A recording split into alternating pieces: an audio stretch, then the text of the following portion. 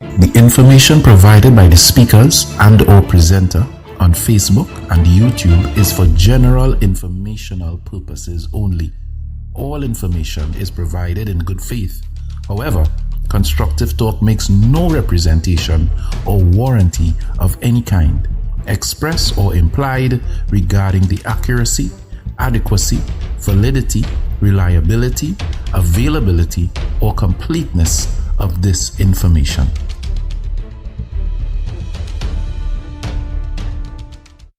The Constructive Talk team with Pastor Google are asking for your support in their back-to-school drive. Let's help the less fortunate children get ready for the new school term.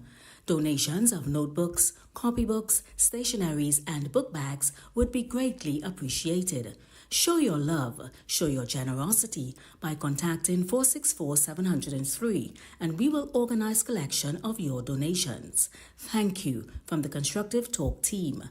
And remember to be kind, be generous, and be loved.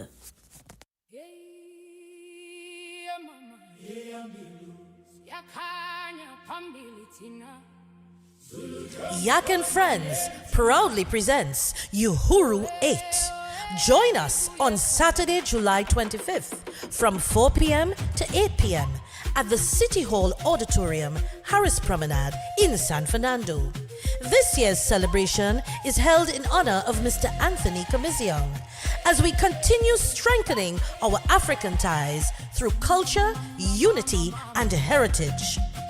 Experience an unforgettable evening of African dance, powerful drumming, cultural expression, and a great food. Early bird tickets are $350 admits 2 and $200 admits 1. Come dressed in your finest African attire for a chance to win Best Dressed Male and Female. Celebrate African culture. Celebrate freedom. Celebrate Uhuru 8. For tickets, contact 684-1792 or ticket outlet at Something Special with Finishing Touch at Ritz Plaza, number 25, St. James Street in San Fernando.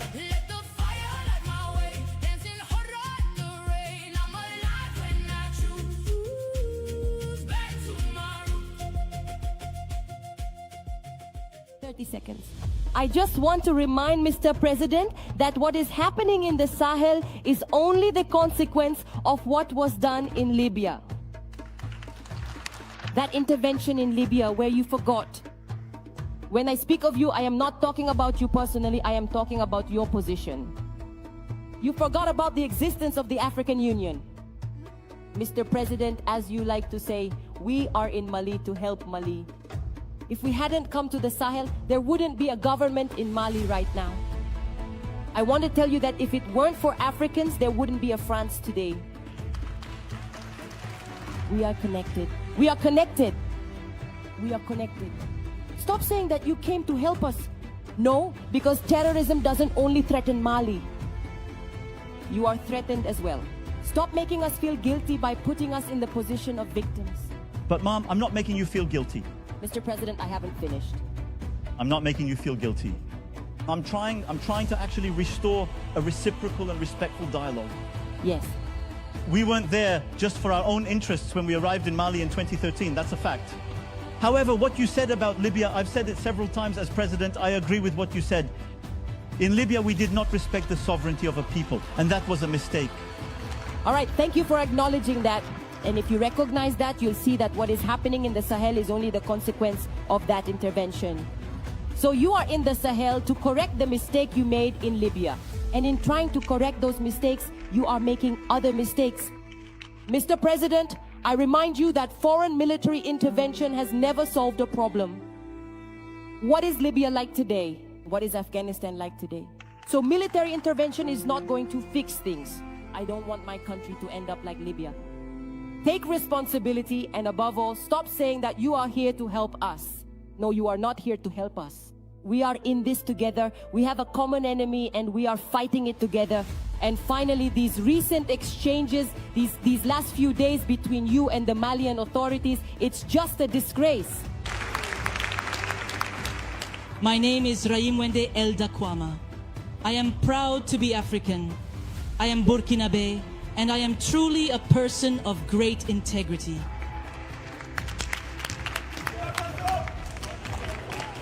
Thank you. So, there is absolutely no need for me to specify that all of my remarks today will be guided by truth, by sincerity, and by complete frankness. Without any filter, Mr. President. My point will revolve around all these perceptions. And if we are to talk about perceptions and these false concepts that are incompatible with the reality of our people, we must especially address the outdated, unsuitable, and demeaning vocabulary that still appears in your speeches and in those of your institutions when you speak to Africa or when you raise funds to help Africa. Among these expressions, there is one that always catches my attention and in the end bothers me. Development aid. Mr. President, aid, as long as it does not help, as long as it does not lead to freeing oneself from aid, as Thomas Sankara said, must be done away with. Because aid, that kind of aid, makes one a slave. This kind of aid prevents people, populations from making it on their own through their own abilities because they are capable of it, Mr. President, and you should know that. The best is within each of us, no matter our origin. So I will continue by quoting here the late Joseph Kizervo, an African intellectual. Surely you know him, you read a lot. Isn't that right, Mr. President? He said, and I quote, "You don't develop people, people develop themselves." End of quote. So if you can't develop people, you also can't help them develop. Development aid has been circulating in Africa for nearly a century. It doesn't work.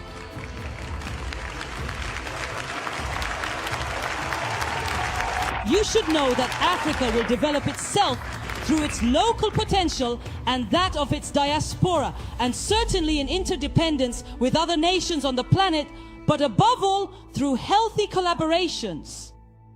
I repeat, healthy, transparent, constructive. There are bright minds and there are also investors in Africa. We are already innovating in Africa.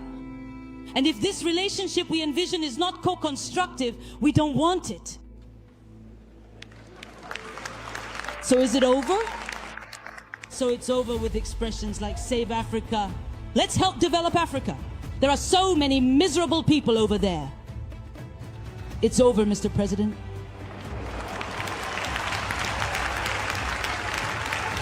So, if we truly must... You need to also understand that I believe all white people are racist.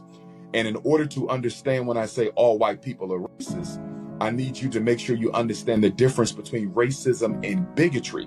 Racism is not racial hate. That is bigotry. See, if I hate you because you're black, because you're white, because you're Asian, because you're Arab, because you're Latino, because you're East Indian, because you're Native American, if I hate you because of that, that's bigotry. If I am emotionally connected to disrespecting or hindering or undermining your group, that is bigotry. Racism is not bigotry. Racism is the monopolization of all resources, opportunities, and privileges in a given society to make sure your group always benefits from them first, and that the targeted group or the victim of racism is always marginalized and never receives enough of those resources, opportunities, and privileges to ever compete with the in-group. Racism is not emotion. Racism is business. I want white people to control most of the banks. I want white people to control the criminal justice system. I want white people to control the public school system. And this is why when we have conversations about racism in America, when people say, well, you know, black people are their own worst enemies. And sometimes you'll get American Africans who say the same thing. And I'll push back and I'll say, we're not our worst enemy. We might be the second or third, but we're not the worst. because we don't control the miseducation system that's misdiagnosing black children in Orlando or misdiagnosing black children in Miami and putting them in, juvenile detention schools and doping them up with Ritalin and Adderall and Concerta. We don't control the prisons. We don't control the school system. We don't control the justice system. We don't control the economy. The main systems that oppress black people, we control absolutely none of them. They are firmly in the hand of racism.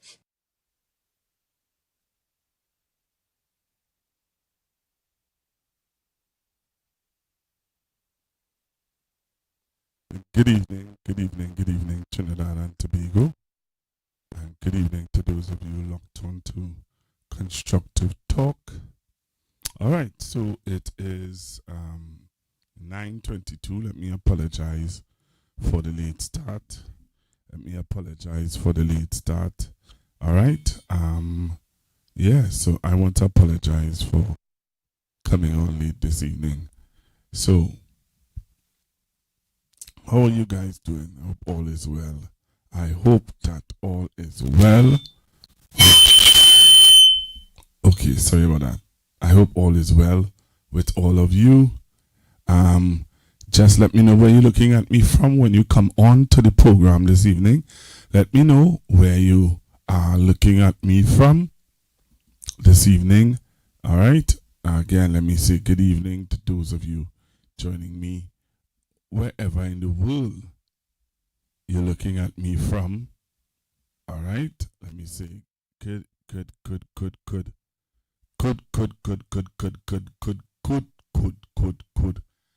evening to all of you. All right. So thanks again for being a part of Constructive Talk.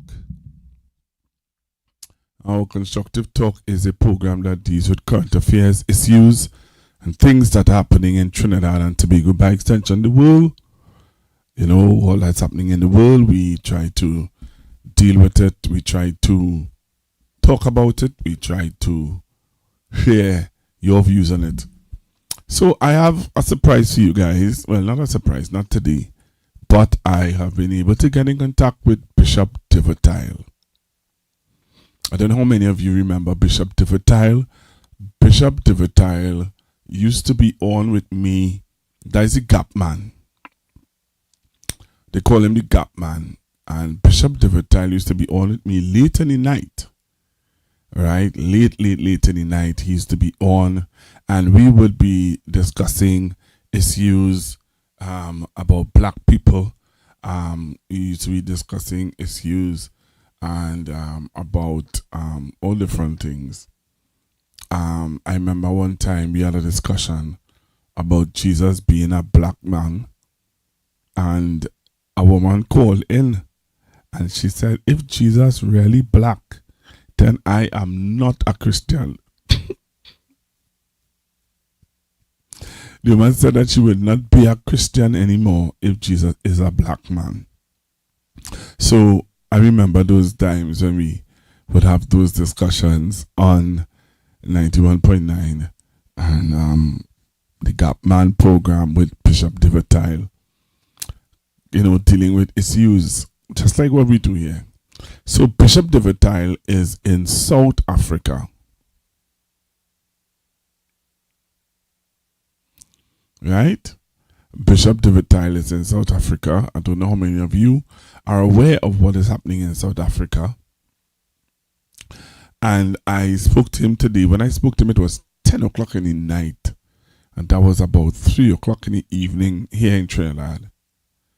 So I told him, I said I wanted to interview him about what is going on in South Africa. And he said to me, what time? And I told him what time. And he said to me, well, that'll be 2 o'clock. Right? That'll be 2 o'clock his time. So he said to me, he will do it because, people have been calling from Trinidad, calling him to find out, how is he dealing with the issues that's happening in South Africa. You know what I mean? So you're going to hear it firsthand, right here on Constructive Talk, an exclusive interview with Bishop Devertile, and he will be giving me all the information that's happening in South Africa. So again, I can't wait to talk with him and discuss with him all that's happening in South Africa. So yeah,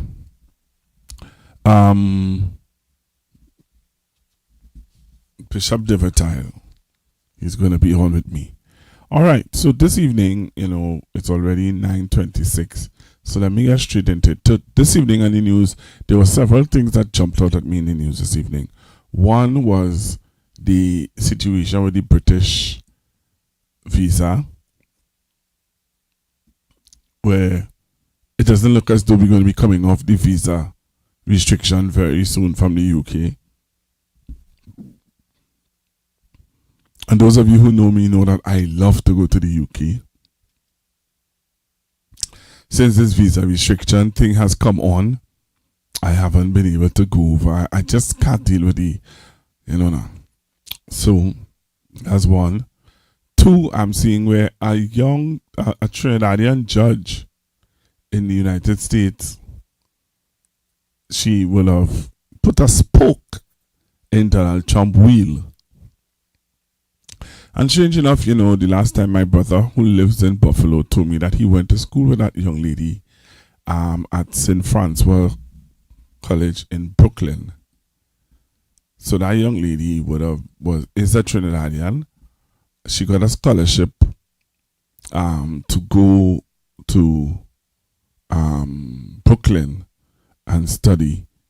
She was bright like a bulb, and apparently she would have elevate to be a judge, and so she is all and all, into the heights of what's going on in America. All right, I'm seeing people telling me somebody is on. Good evening, Pastor Google, watching from Scarborough. Well, I'm seeing also, I'll go straight into it, Tobago. CPEP is taking a different turn. So CPEP is not going to be what CPEP is known for. You know what I mean? CPEP is not known for what it's known. It's not going to be known for what it's known for. Right? CPEP is going to take a different turn in Tobago. I'll play that for you. And the other thing was, I saw where PSA want food card and all the different things. Somebody saying, good evening, Pastor Google, and all on the live locked on from Florida. Good evening.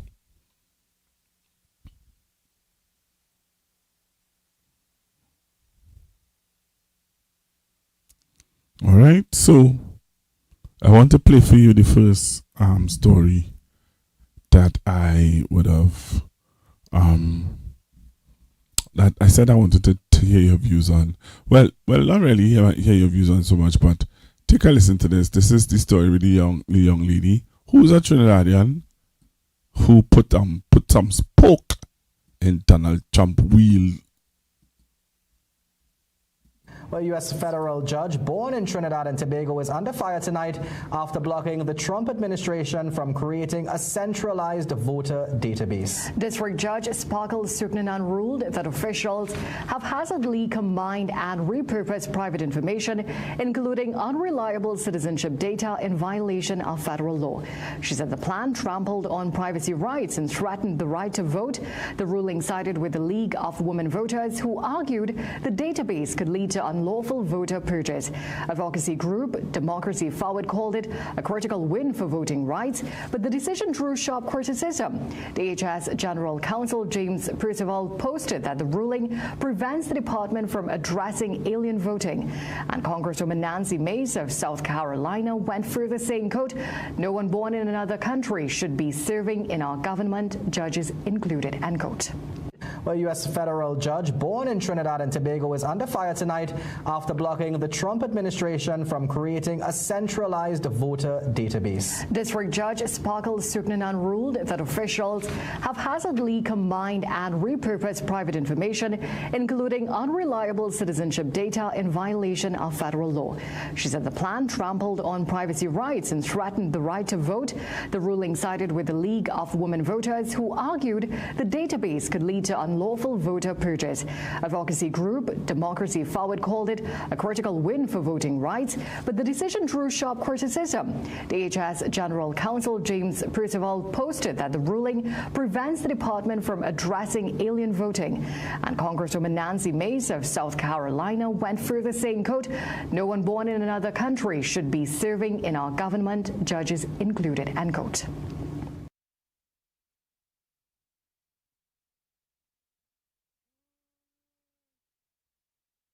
So you hear what they're thinking, you hear what they said to her? She should not be, nobody who didn't born in America shouldn't be making those kind of rulings. Interesting, eh? Real interesting. Very interesting.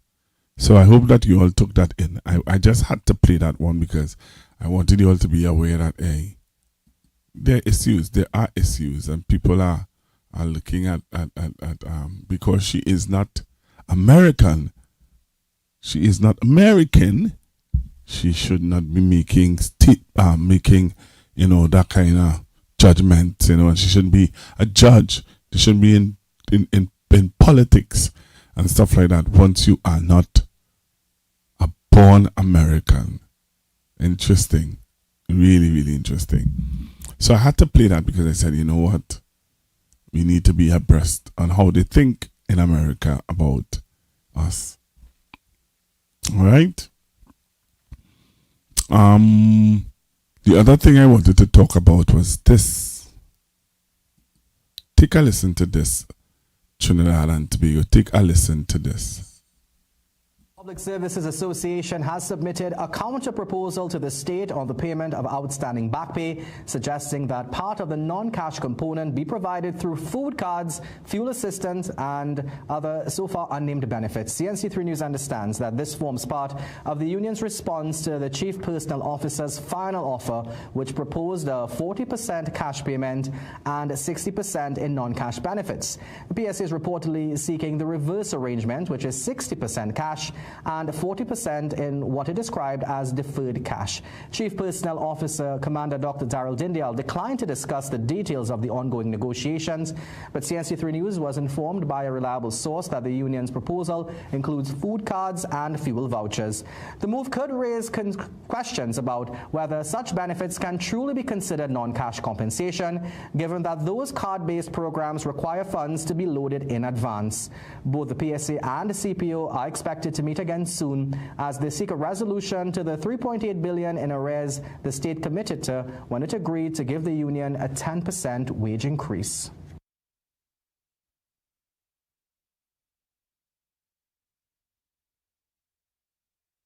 Public Services Association has submitted a counter-proposal to the state on the payment of outstanding back pay, suggesting that part of the non-cash component be provided through food cards, fuel assistance, and other so far unnamed benefits. CNC3 News understands that this forms part of the union's response to the Chief Personnel Officer's final offer, which proposed a 40% cash payment and 60% in non-cash benefits.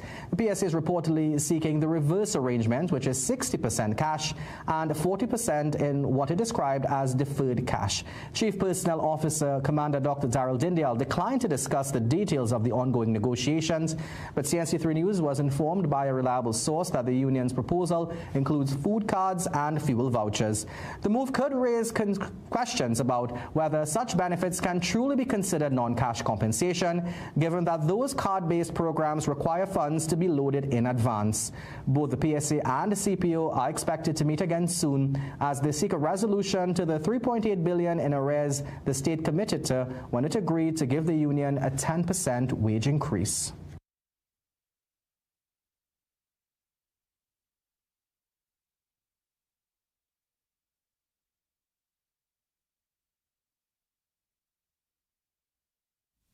So we wait to see how this will pan out because they have a meeting. They come in with their meeting. So let's wait and see. I just played that for you all to be aware so that, so that you all can be aware of what's going on with the PSA workers. PSA workers are seeing what's going on. This is what we want. This is what we're moving. This is what we're asking for. So let's see how this will work out with the CPO. Let's see how it will look up with the CPO. Take a listen to this. David Lee is still in lockdown meetings apparently with the board of HDC. Take a listen to this. The Housing Minister David Lee is expected to provide an update after the Housing Development Corporation cancelled its $3.4 billion Design Build Finance housing program. That's right. Lee confirmed today that he will meet with the HDC board this evening for an emergency meeting following growing public and political scrutiny over the termination. He said a statement will be issued after the meeting. Less than a week ago, the HDC announced it was ending procurement proceedings for the project with immediate effect under Section 33 of the Public Procurement Act, saying the move was in the public interest. Well, the cancellation has sparked a political firestorm, with opposition leader Penelope Beckles calling for the dismissal of the HDC board as well as the government's housing ministers. No, for me, Philip Alexander should not have spoken. The minister should have spoken. But Philip Alexander has already spoken. What the minister coming to tell us when Philip Alexander already told us what is going on? So, tomorrow, please call in the news. We're going to hear from David Lee, who is going to try to defend and explain what is going on in HDC. Interesting, eh? What you call him?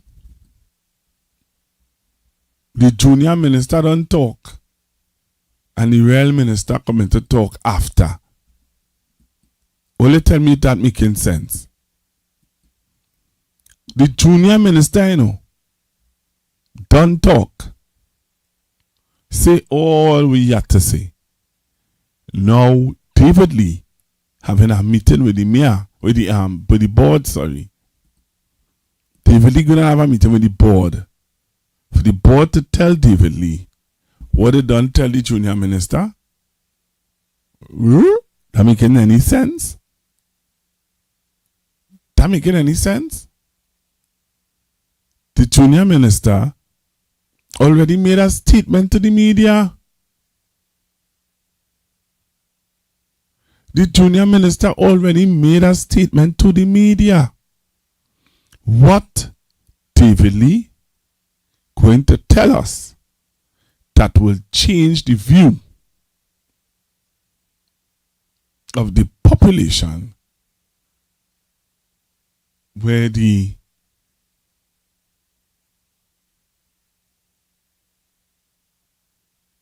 junior minister already laid out for us. The junior minister done laid out for us. So I don't know what David Lee coming to tell us. But let me play for you now the big story for tonight. Here's my story for tonight. And I'll take your calls on it. 464-7003. Take a listen to this story. And then you tell me, where's your thoughts? Newly updated UK Home Office assessment estimates 186 gangs are operating across the country, linking them to violent crime, extortion, human trafficking, and the illegal firearms trade. The report comes as some have speculated whether the resignation of British Prime Minister Sir Keir Starmer could open the door to a shift in immigration policy. But analysts say the real challenge may be how TNT is perceived abroad. Doris Polo reports. Every decision I've taken has been about putting the country I love first. That is why I will resign as leader of the Labour Party. But while leadership may be changing at number 10 Downing Street, Britain's assessment of TNT appears largely unchanged. A June 5th update to the UK Home Office's Country Policy and Information Note paints a stark picture of the country's security landscape. The report estimates that 186 gangs were operating in Trinidad and Tobago as of 2023, with a combined membership of roughly 1,750 individuals. Among the groups identified are the Muslims and Rasta City gangs, described as influential criminal networks around which smaller gangs often align. The report says gangs remain key drivers of violent crime and are linked to murders, kidnappings, armed robberies, extortion, human trafficking, and the illegal firearms trade. It also highlights the growing recruitment of young people into criminal networks, describing youth involvement as a continuing concern. While the assessment notes that local gangs do not possess the reach or sophistication of transnational organizations such as El Salvador's MS-13, it nonetheless presents a troubling picture of crime and insecurity. And analysts warn that reports such as these have consequences far beyond TNT's borders. So there is connection between the gang activity in Trinidad and how other countries are deciding on imposing for the restrictions, which is negatively impacting the image of Trinidad as potentially unstable country that is unable to manage their internal security. The findings come just months after the UK imposed visa requirements on TNT nationals, citing a sharp increase in asylum claims. The report is now likely to reinforce concerns already being examined by British immigration officials. And while the government has relied heavily on a state of emergency to confront gang violence, some observers argue that security operations alone are unlikely to change international perceptions. Something that would potentially repair the image, international image of Trinidad, is more comprehensive strategy that is dealing with the causes of the crime and youth joining the gangs. That would be more speaking to actions that are mitigating the situation. SRU is just basically a band-aid on a huge wound that is not healing. A former Foreign Affairs Ministry technocrat who spoke to CNC3 News on condition of anonymity said the latest Home Office assessment makes it even less likely that Britain will revisit its visa policy in the near future. The source argued that any future Labour leader would inherit an immigration framework shaped by institutional priorities, security assessments, and public policy concerns rather than the preferences of any one politician. And the UK Guardian is reporting that the front-runner for leadership, Andy Burnham, is already backing controversial immigration policies pushed by Home Secretary Shabana Mahmood. A source at the British High Commission echoed the view that a change in Prime Minister is unlikely to result in any immediate shift in the UK's approach to TNT. CNC3 News submitted several questions to the British High Commission and is awaiting an official response. Repeated attempts to obtain comment from Foreign Affairs Minister Sean Sobers and Homeland Security Minister Roger Alexander were unsuccessful. Doris Polo, CNC3 News.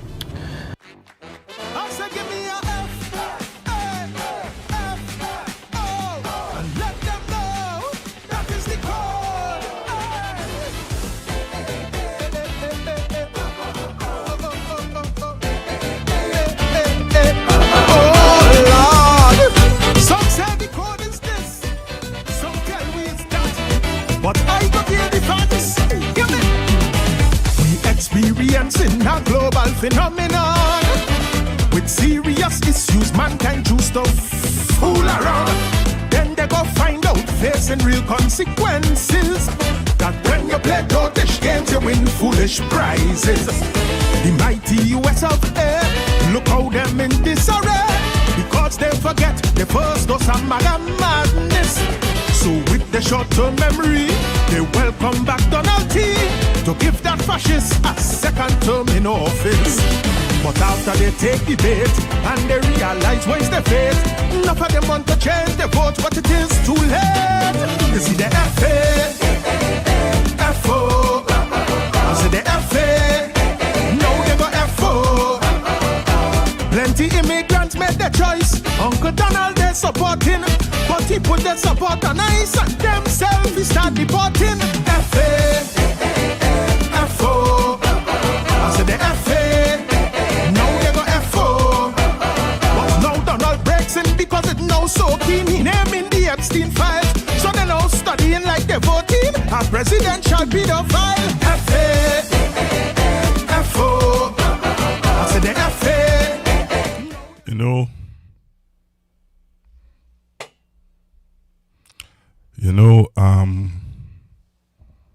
I want to say, when Mr. Sobers took over the Ministry of Foreign Affairs and he stood up in the Parliament and make us believe that everything will be all right.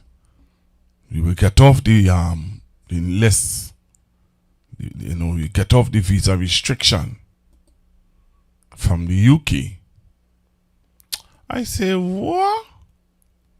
The man is a boss. If that man do that, then the man know his work. So I'm going to play for you now. I want to play for you what Mr. Sobers said in the Parliament. Mr. Sobers has said some things in the Parliament, and I want you to hear what he said concerning the visas, the visa restrictions for Trinidad and Tobago. Take a listen to this.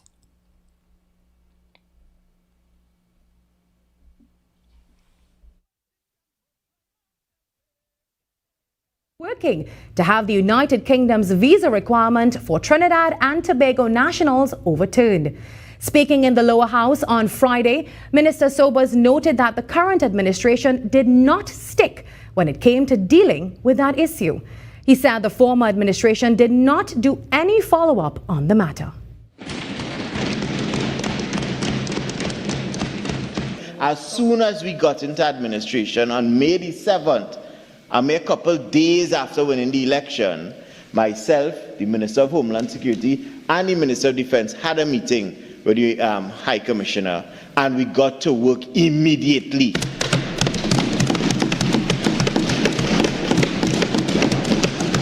So there is no continuation of any work that was done before. There is new work that has started and work that will progress. And all of the waste of time and old talk that was being done before, the UK recognizes that Trinidad and Tobago under this administration is serious, and we will deliver. He made the comments while piloting the border security bill in Parliament, which was passed unanimously. Sobers said UK authorities linked the visa requirement to a rise in asylum applications and concerns over misuse of the system. He noted discussions with regional and UK officials earlier this year and said engagements are ongoing. He added that government is strengthening border security while continuing diplomatic efforts on the issue.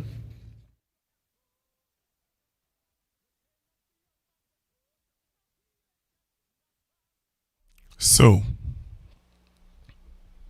what's your view? 464-7003, 464-7003. What say you on this matter? What say you? What do you think? Well, you could talk about all the matters that I talked about. PSA, HGC, the judge, Trinidad judge. What again did I play for you? What again did I play for you? I could play for you what CPEP and Tobago, you know. The CPEP and Tobago, what going on with CPEP and Tobago? You all heard that?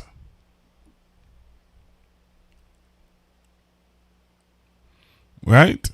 So you can call me up 464-7003 464-7003 464-7003.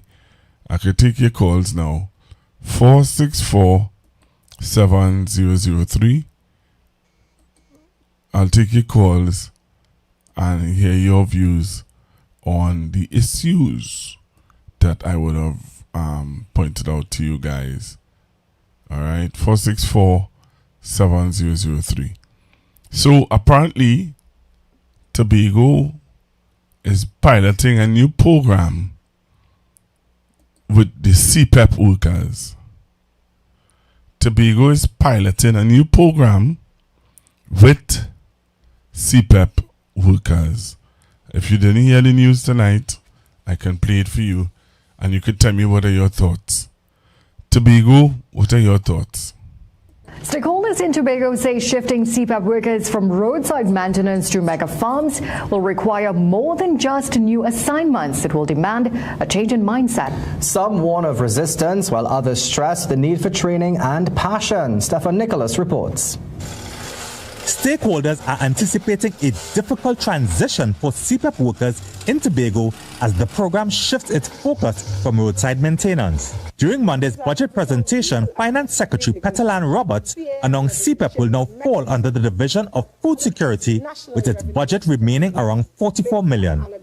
She added CPAP workers will now be employed on mega farms as the THA seeks to double agriculture's output. While it is still not confirmed what these workers will now be required to do, the Tobago division of the TNT Chamber of Industry and Commerce says a shift in mindset is needed to get CPAP workers invested in farming.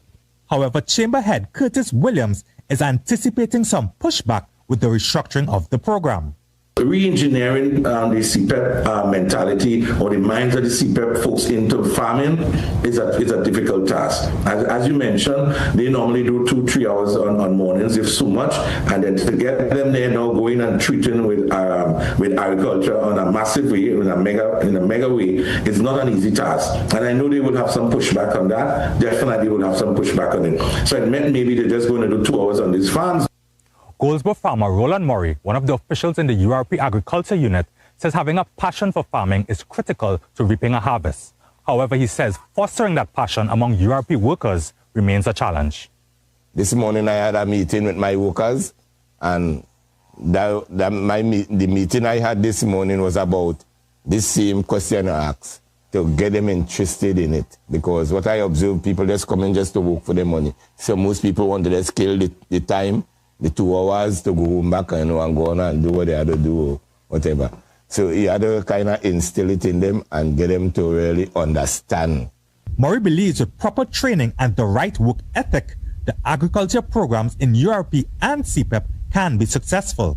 This agriculture produce is a science. So you must have somebody who knows, somebody with experience to teach them whilst they're working.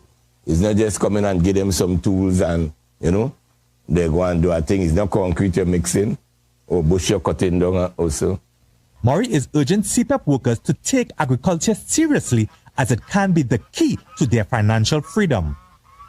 Chief Secretary Fali Augustine has also called for a shift in mindset, saying there is more to look forward to than what he called a morning walk. Stefan Nicholas, CNC3 News.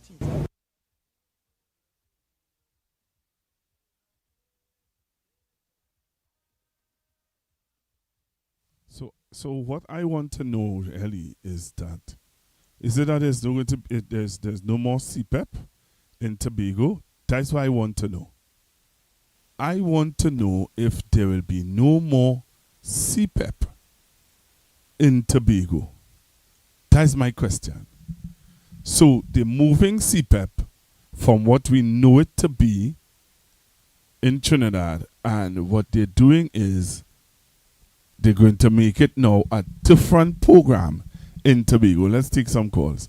Hello, good evening. Good evening, Pastor Google. What are your thoughts? What are your thoughts about this change in the CPEP program in Tobago? Right. I want to take you back to the People's Partnership Dispensation. Right. Talk to me. I think I mentioned this several times in your program before. In those days under the People's Partnership, a prominent businessman of East Indian descent wanted to structure a program for CPEP workers in Trinidad that by day going on fields and planting. And I was vehemently opposed to it. I mentioned it over and over and over. I will tell you why. And to see that they try the same thing in Tobago, then to bring it back into Trinidad. So starve the people in Trinidad, give them no hope, and then throw crumbs to them. And tell them, yeah, we created an employment pool. So they will gravitate fast and pick up the employment. But Pastor Google, something about the Africans who left the Carney Plains, who cut on all them big bush, them big forests, and to plant cane and went up into the hills and lived. And rather suffer in the hills than to go back into that form of slavery. It's something in the African DNA. You see, the Tobago people rebelling already. They will try the same thing in Trinidad. But under the PNM, in Foster Commons program, they was giving the young people, anybody, especially African youths, 2 acres of land, $20,000, place, home to live in, you could build a house and they furnish everything. Start a homes or whatever the program was doing for people who was young people who was just involved in agriculture. That is the way to go. The UNC came in and abolished all them programs. But just now they're going to bring the same program back to Trinidad and tell hungry African people, look, we providing place for them to go and work. Look, come and work. That part of the community. They community because they know when they start the people and they have nothing, they're gonna take up the opportunity. But I have a shock for them. I will always speak out against it because African people ain't going back on no plantation because the PNM government was allowing them to own the land. Mrs. Bissetta come and take it away from them. African people can't own no land in this country. They ain't good enough. We're not going back on no plantation and work to enrich nobody in this country but ourselves. Give us the land. Let me do the work we sell. Give us the land. That is what they're coming back to is slavery. We're not going on no plantation. That is a plantation. And I thank the Tobago people for rebelling. And I hope they hear this message tonight. There's a plantation. There is a plantation. These people, let them serve the 6 hours, and after that, they could go and take care of the family, or they could go just as how Mr. Manning planned it. They could go and do something else in the evening and advance itself. Leave the people alone. I go on past a goal.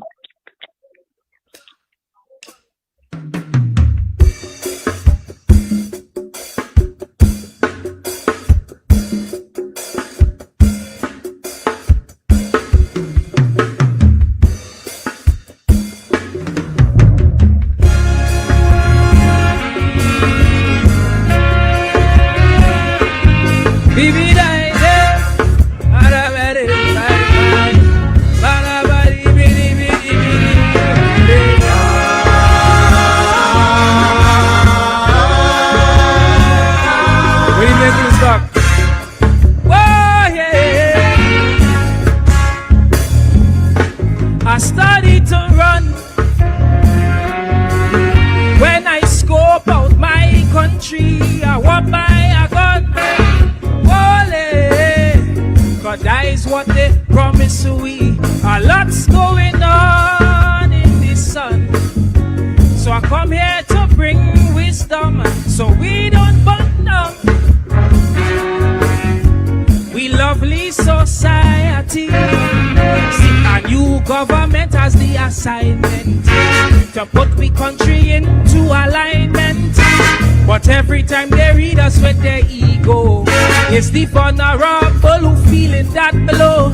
Lord, is it ignorance or is it arrogance? I don't know what to call it in this instance. Look at paradise right in front we eyes, but we still want to talk about who we despise. Tell me where else can we go? If we start to mash up ego things we know. Tell me where else can we go? If we treat we traditions like a papi show, you could fix everything on we island. Put gunships on we back like a tyrant. You could put 10 radars all up Scarborough, but don't forget, this is Trinidad. So we just heard Tallman. We just heard Tallman and we heard Tallman's view. I want to play something for Tallman. Tallman, this is state media. I just wanted to know. This is what two gentlemen on a state media is saying. Let me tell you something. Some of you need to take all your heads out of the sun and take all your heads out of the wherever you all have it. Take it out. Because I have a problem. I have a problem with state media being used for these kind of things. Listen to this, Tallman and viewers on Constructive Talk. Listen to this. And only tell me what you all think. You all tell me what you all think. You all tell me if they're not going too far. You all tell me if we just need to sit down and roll over. Play dead for statements like these being spoken on our state media. Take a listen. Call in and tell me what you think. Your thoughts on other issues that are taking place in Trinidad and Tobago as well. But I like this discussion, you know. I love this discussion. Black people, because this is all they want. All they don't know what they want. Wake up and all these black black people, claim. all these black people in this program, and you tell me none of them know what they want? So then wait is all they complaining for. They know exactly what they want. For you to start to complain they about want something. a big weed in their mouth. Yeah. A Jordan on the foot. A moccasin and a stout. And a CPEP. And they're good with that. They're good with that. Pants with no belt. So I'll tell you what. That's what they want. Let me get to the 10 o'clock news, people. They don't want to open no chain of restaurant or no chain of grocery. Your thoughts on other issues that are taking place in Trinidad and Tobago as well. But I like this discussion, you know. I love this discussion. Black people, because this is all they want. All they don't know what they want. Wake up and all and these black people, claim. all these black people in this program, and you tell me none of them know what they want? So then wait is all they complaining for. They know exactly what they want. For you to start to complain they about want a something. big weed in their mouth. Yeah. A Jordan on the foot. A moccasin and a stout. And a CPEP. And they're good with that. They're good with that. Pants with no belt. So I'll tell you what. That's what they want. Let me get to the 10 o'clock news, people. They don't want to open no chain of restaurant or no chain of groceries. They don't want nothing like that. They're not coming together for that. They ain't no gang to come together for. But shooting. Oh, yeah, for sure. And jumping in a car and going and shoot down your brother. Yeah, we love that. We in that. But we ain't forming a gang for that. All right, keep it right here. We'll be back after this.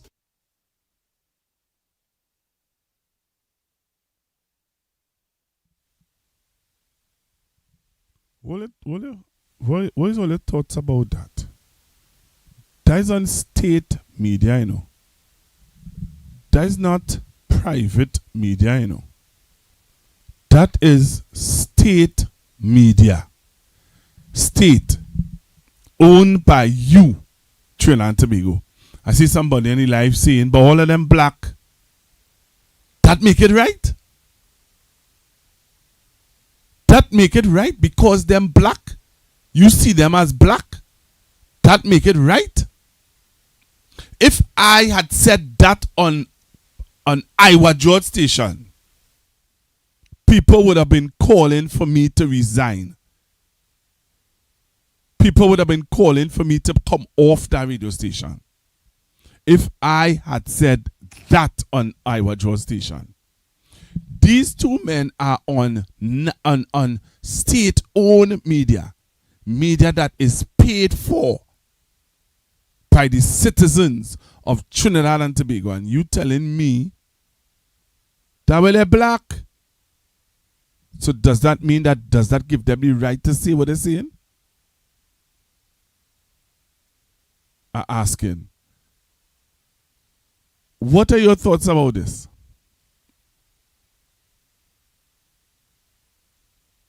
What are your thoughts about it? Should we just move on?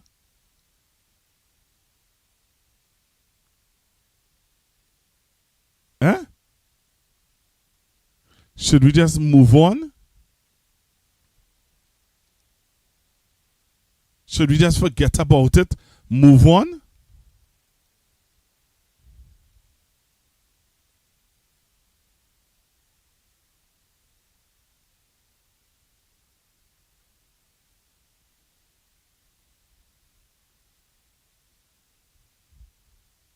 Somebody say, black people, time to wake up.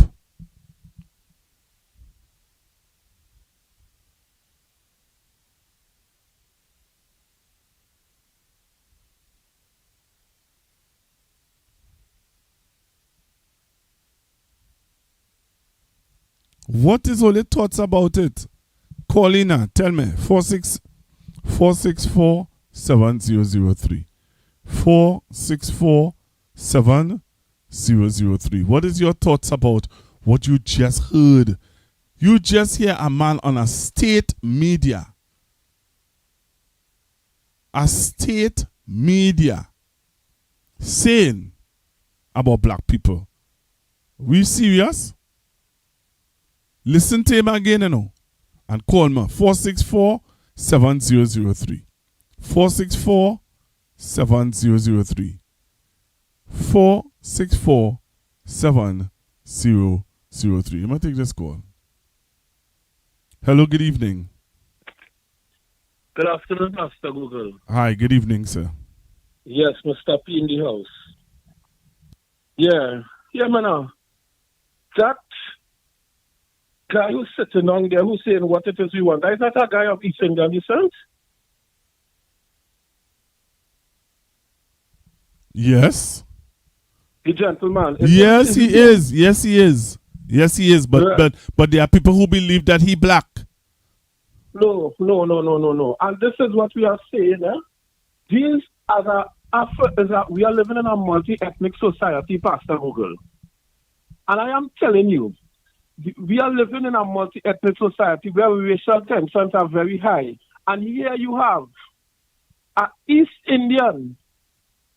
I want you to listen to me in Trinidad and Tobago. We have an East Indian making these derogatory statements about African people and they want to win. Yes, they are African, but you two are worthless. But what about the thousands of Africans who go in UE? Who studying, who working and getting up every day and facing the traffic, and who is plumbers, engineers, doctors, attorneys, dentists? What about these African people? So these are the kind of things, and when we let these things slide, it's going to be detrimental for us politically, for our young children growing up in a country like this, feeling that we are of a low grouping, or we are garbage, or we are underneath somebody, or we have some servant to somebody. We have to stand up against this kind of foolishness. Pastor Google, we have to stand up against this kind of foolishness. Enough is enough. We live in a multi-ethnic society. The People's National Movement have always been an all-inclusive party, and to hear East Indian making this kind of statement about the African man, it is wrong, and we have to call it out, and let us stop hiding and talking. From the time we talk away, somehow we like to bow we head in the sand. The right thing is the right thing, Pastor Google, with me? The right thing is the right thing. We had even this thing with Curry Marcel. Yeah, people telling me, but the man who said the thing about Curry Marcel, but so what? We have lawyers on the bamboo. It's not a matter whether it's right or not wrong. All these things is we have to stand against them. The mere fact that we celebrating our achievement for our areas, Beetham Gardens, where people have as a high crime zone, depressed area, right?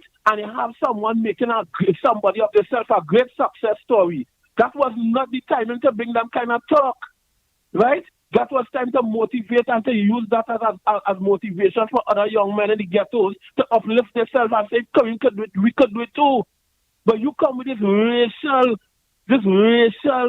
undertone, trying to degrade and make African people feel like we're nothing. So what? African people, we have to stand up in this country. Enough is enough and stop hiding. When they confront us, we have nothing to be ashamed of. The People's National Movement have always been an all-inclusive party to every creed and race. Right? So I'll call back again, Pastor Google. Thanks for giving me the opportunity again. Thanks, my brother. Thank you. Thank you very much for calling in. Thank you very much. The lines are open. The lines are open. 464-7003. 464-7003. We'll play for you again what the man say. I'm playing it again for you. This is Talk City. Talk City is owned by you. You, the citizens of Trinidad and Tobago. Take a listen. Your thoughts on other issues that are taking place in Trinidad and Tobago as well. But I like this discussion, you know. I love this discussion. Black people wait is all they want. All they don't know what they want. Wake up and all these black people, claim. all these black people in this program, and you tell me none of them know what they want?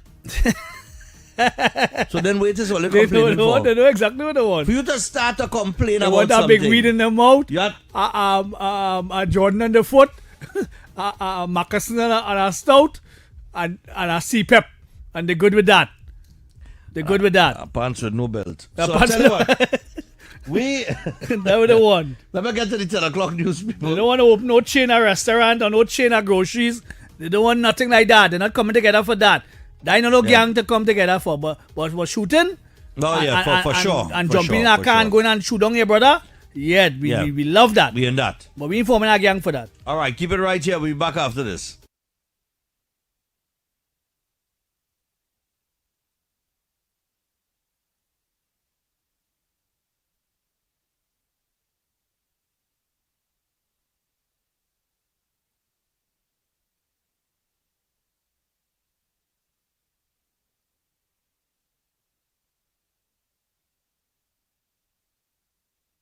What will you have to say about that?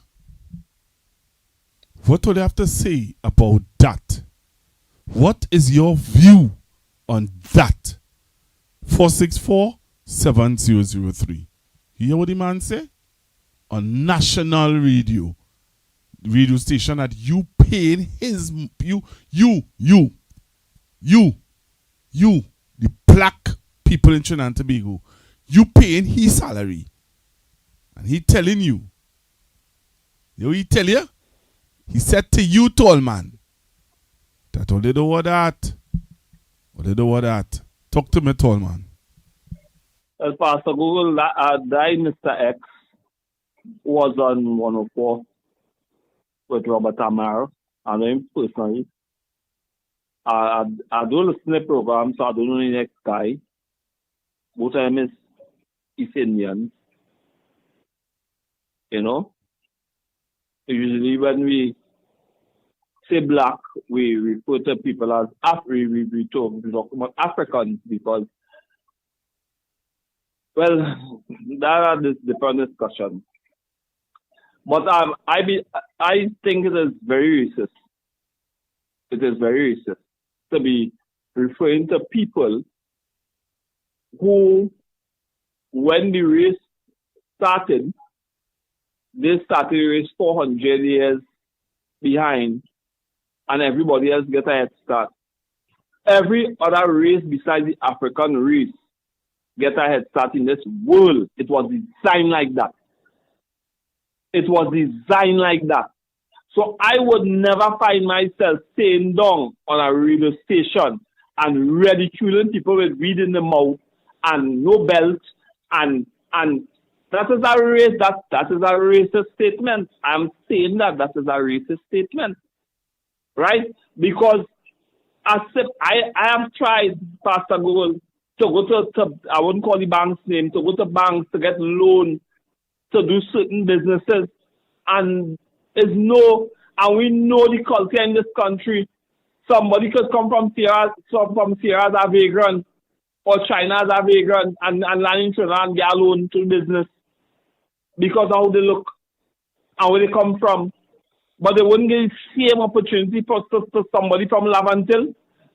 So if they start in the back of the race and they put all them to the front of the race and just bust the tape, and we start in the back still catching up, all this comfortable saying in a radio station ridiculing African people, that is a racist statement, and people must see for what it is. That is a racist statement.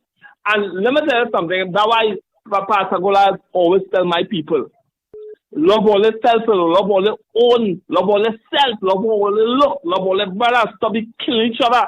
You see what I'm saying? You see how they think about us? Love all yourself. If you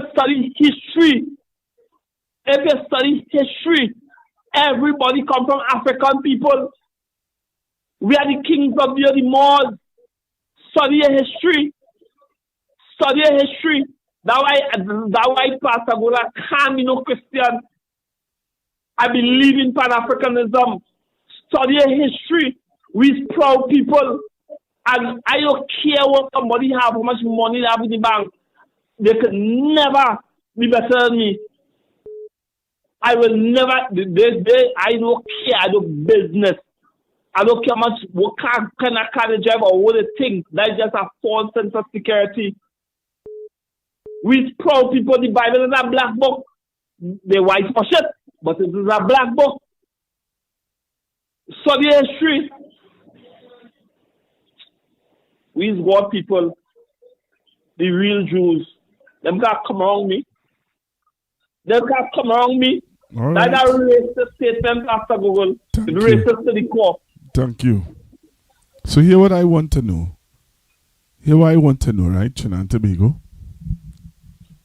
People are on our national radio station. That is not a private radio station, you know. That is a government radio station.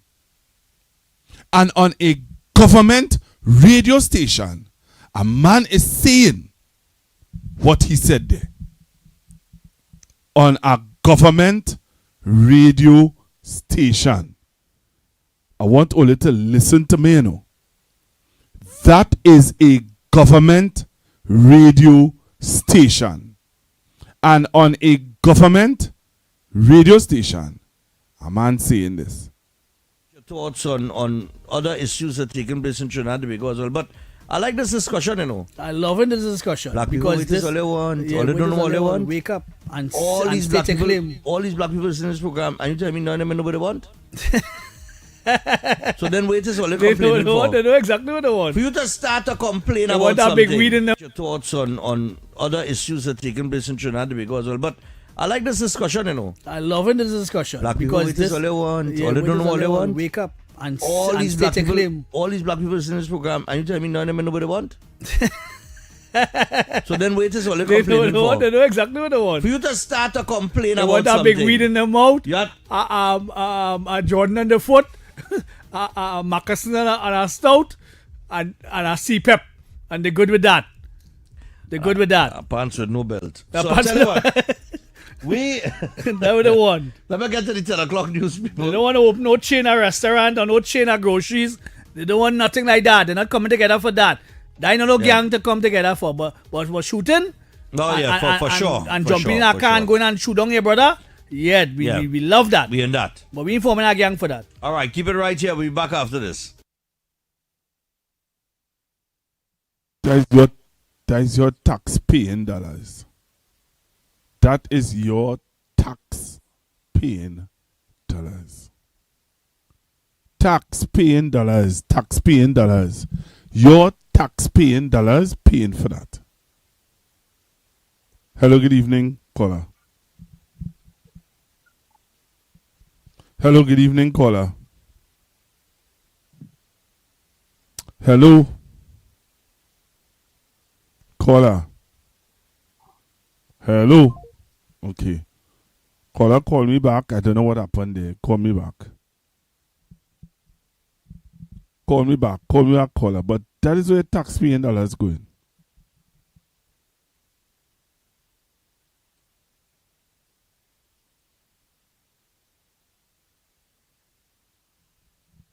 Hello, good evening, caller. Hello? Hello. Yeah, possible. I find that total disrespect towards African people. You can't make them kind of statement on national radio. That is paid by taxpayers. You understand? And those kind of statements is that kind of racist statement towards people of my race. And I mean, of course, other people won't call in and tell you that those things are racist. They won't tell you that. You understand? But that is exactly what they're doing on the radio. Why we have to tolerate that? We're supposed to be tolerating that. We go have to write the media association and let them know. You understand? Call and get a consensus from all the people who just listen. And either we have to write the media association and let them know that kind of statement not right. It's a racist. All right. Thank you very much. You understand what I'm saying? Yes, sir. You understand? You show the government operating. Yeah, man. All right. Okay, thank you. Yeah, good night. All right. 464-7003. 464-7003. Black people done a radio station saying all they don't know what they want. All they want weed in all their mouth. Right? And all kind of different things. That's what they're saying. That's how they see you. That's how they see you. Black people. That's how they see you. Hello, good evening. Hey, good evening. Good night, Pastor Google. All right, good evening, sir. Yeah, I came in now. I want to say this there, and I want to make it short. I remember when you was on 91.9. Right. Leading up the election, and you was warning. You foresee exactly what was coming, and you was warning the population. Yep. You see me? People ain't gonna like what I have to say tonight about it. Wait, no. But remember, we are not SOE. Number one. I know. Number two, they are marking out this program. I know. Okay. I know. But what I'm saying here now, right?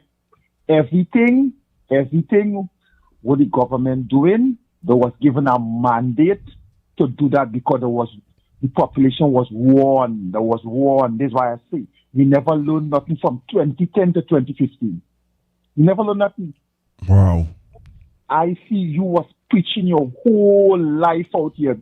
Your neighbors, everything, warning them. But like I said again, people who don't listen, that is the consequence of it. That's why the Bible says, suffer thee to come unto thee. So what's going on now? We have to suffer to reach which part we're going, because we never learned nothing from 2010 to 2015. And we still ain't learned nothing yet. That's why these people could come out and make this kind of statement. Wouldn't come out of that, but like I say again, you was warning the population, but they never listened. Anyway, like I say again, you give them a mandate to do everything what they do. Thank you very much. Night. Thank you very much. Olia. Listen again, I want all to listen, Somebody said since UNC come in, racism getting out of hand. 2 men, on a government radio station, and they could say it with such brass face, knowing that nothing will happen to them. Really? That's what you encourage, but it's a government station. So will that come down on them? all black people need to do is this. In this country, is to come together and follow the way of. Okay. All right. I hear you. Only take a listen again now. Take a listen if you're now joining us. Take a listen to how two men on a government radio station view black people. Take a listen. Your thoughts on other issues that are taking place in Trinidad and Tobago as well. But I like this discussion, I love this discussion. Black people, because it is all they want. Yeah, all they don't know all they want. Wake up and all and these state black a people, claim. all these black people listening to this program, and you tell me none of them know what they want? So then wait is all they're complaining for. They know exactly what they want. For you to start to complain they about want that something. big weed in their mouth. Yeah. A Jordan on the foot. A moccasin and a stout. And a CPEP. And they're good with that. They're good with that. Pants with no belt. So I'll tell you what. That's what they want. Let me get to the 10 o'clock news, people. They don't want to open no chain of restaurant or no chain of groceries. They don't want nothing like that. They're not coming together for that. They ain't no gang to come together for. But shooting. Oh, yeah, for sure. And for jumping sure, in a for car and sure. going and shoot on your brother. Yeah, we love that. We in that. But we ain't forming a gang for that. All right, keep it right here. We'll be back after this. Your thoughts on other issues that are taking place in Trinidad and Tobago as well. But I like this discussion, I love this discussion. Black people, because it is all they want. Yeah, all they don't know all they want. Wake up and all these black state a people, claim. all these black people listening to this program, and you tell me none of them know what they want? So then wait is all they're complaining for. They know exactly what they want. For you to start to complain they about want that something. big weed in their mouth. Yeah. A Jordan on the foot. A moccasin and a stout. And a CPEP. And they're good with that. They're good with that. Pants with no belt. So I'll tell you what. That's what they want. Let me get to the 10 o'clock news, people. They don't want to open no chain of restaurant or no chain of groceries. They don't want nothing like that. They're not coming together for that. They ain't no gang to come together for. But shooting. Oh, yeah, for sure. And for jumping sure, in a car and going and shoot on your brother. Yeah, we love that. We in that. But we ain't forming a gang for that. All right, keep it right here. We'll be back after this.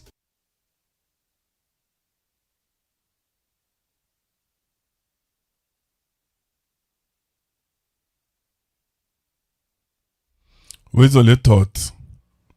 464-7003. Call in and tell me what you think about that. Call in and tell me what you all think.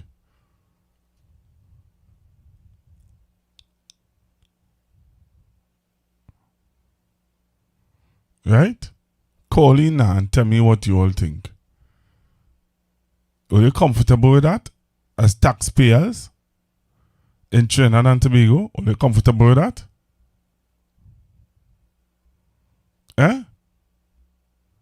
And so nobody ain't calling in to tell me nothing? Hello, good evening.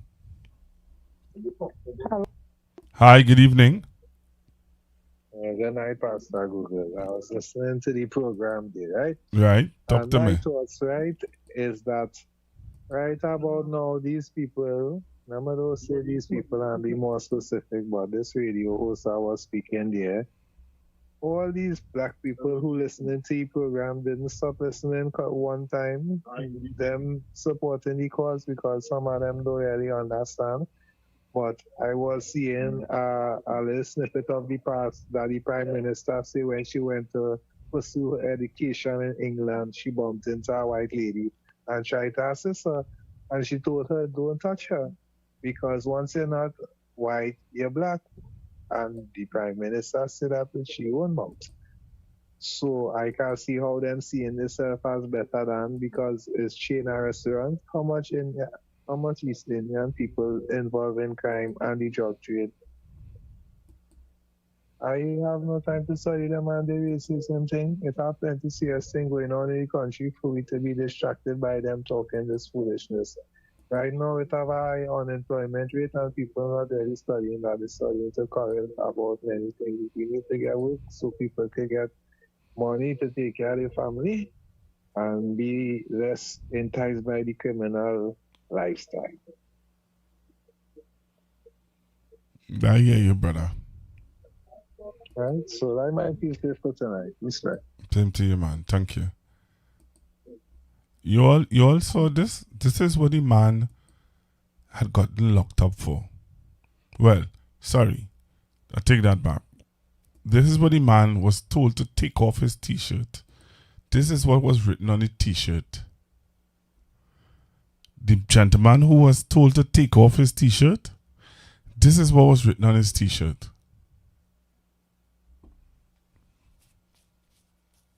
So he was told to take off his t-shirt because of this on the t-shirt. Really? Really, Trinidad and Tobago? Really? So this is why he had to take off his t-shirt, because of this that was written on the t-shirt. Really? Really? Let me come off this program, eh? Because like, they don't want to, I'm not going to say nobody don't want to talk to me this evening. Hello, good evening. Hello, good evening. Good night, Pastor Google. Hi, good evening, ma'am. Pastor Google, I can ask you a question. Yes, ma'am. Did PNM ever try to, underneath Dr. Rowley, they ever try to pass legislation for that? What? For racial things and all that. No, they never. I don't think they did. Well, this is it. This is why I does blame. This is something I really does blame Dr. Rowley and the administration for. Let me be fair. Listen to this. When Dr. Shaw come out and say, that is his name, I ain't for sure, whatever. Come out and say the racial things, what he say about the boss, Dr. Right? What happened underneath Dr. Dial Singh and them? Nothing. Nothing. When the African woman were obviously running all over to fight for now, to make this the race really slow, they fire her. Look how long that going on, Pastor Google. I was more looking around that time. I was looking out for Dr. Rowley and them to bring up legislation with racialism thing. Nothing never happened, nothing. So it's just come like, a continuation of this and a continuation of that and everything. Just because, Pastor Google, you see right now, if I really say what I want to say, I don't know. But I telling you, I find it should have stricter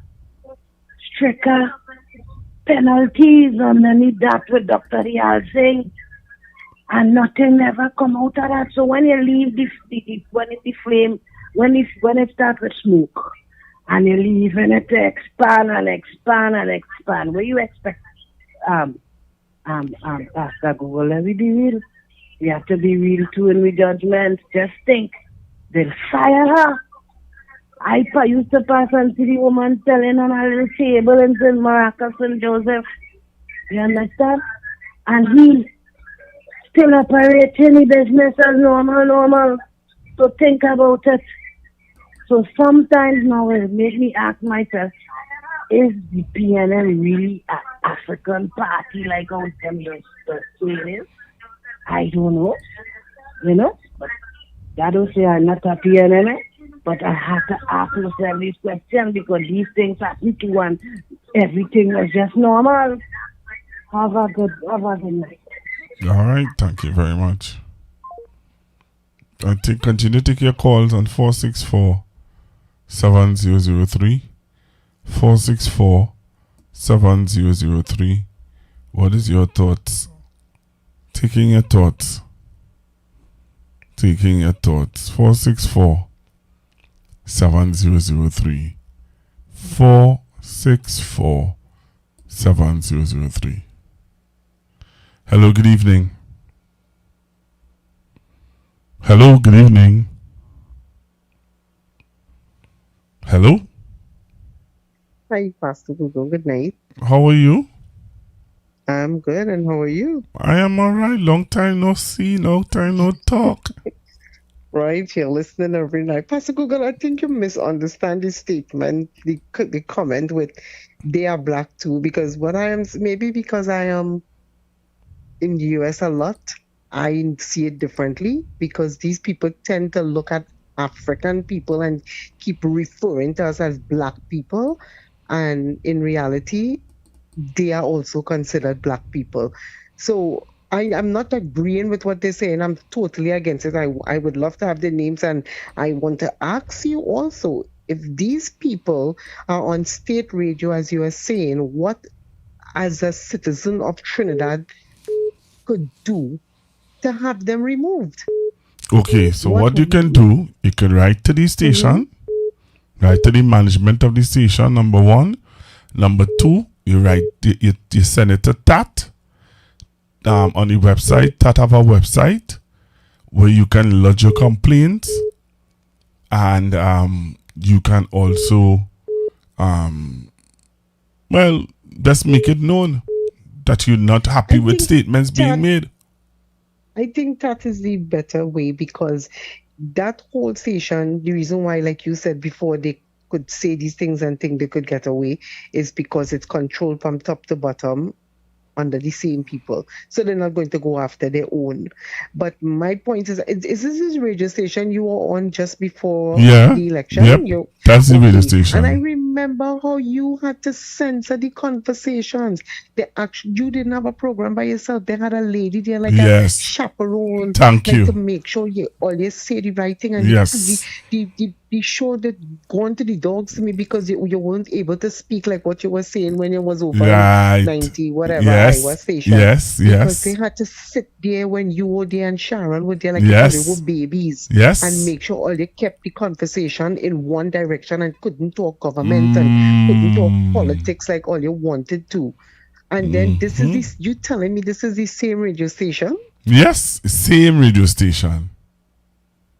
Okay. Well, I will just have to say it. We were warned every night with every town meeting they had. We were told this is what to expect. And everybody said they wanted change. We were living under a dictator. They called Dr. Rowley every name in the book. The place was hard. We were seeing trouble. We were eating grass. Everything. And I'm telling you, half of these people crying out. You know what had me worried, Pastor Google? The CPL. I have been checking that website every day trying to get tickets for that CPL. And to this day, they cannot tell you if we are having any of the matches held in Trinidad and Tobago. But I think we are, but I think we are, because I know that they said that people wanted to know, well, they're having it at the Lara Stadium and at the Queen Spark Oval. No, Pastor Google, what it has happened. UDCOT is saying they want more money. They're asking for more money per games to be held at Lara Stadium. Yes. And they are asking for more money per game, how much for the night game and how much, it was on the news, how much per night game, how much per day games. And I think it is costing, if the CPL have to host their 5 games at Lara State, which is a cricket academy where we couldn't affect nothing like that, because it's just for cricket.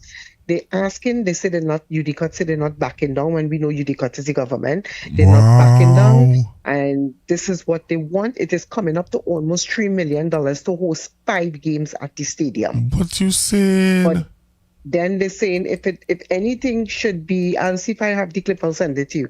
If is anything, 2 games will be held at the Oval and 3 games to be held in Lara. Right. But to this day, nothing has been finalized, because I buy my ticket to come home for the cricket, but I just don't have tickets for the game.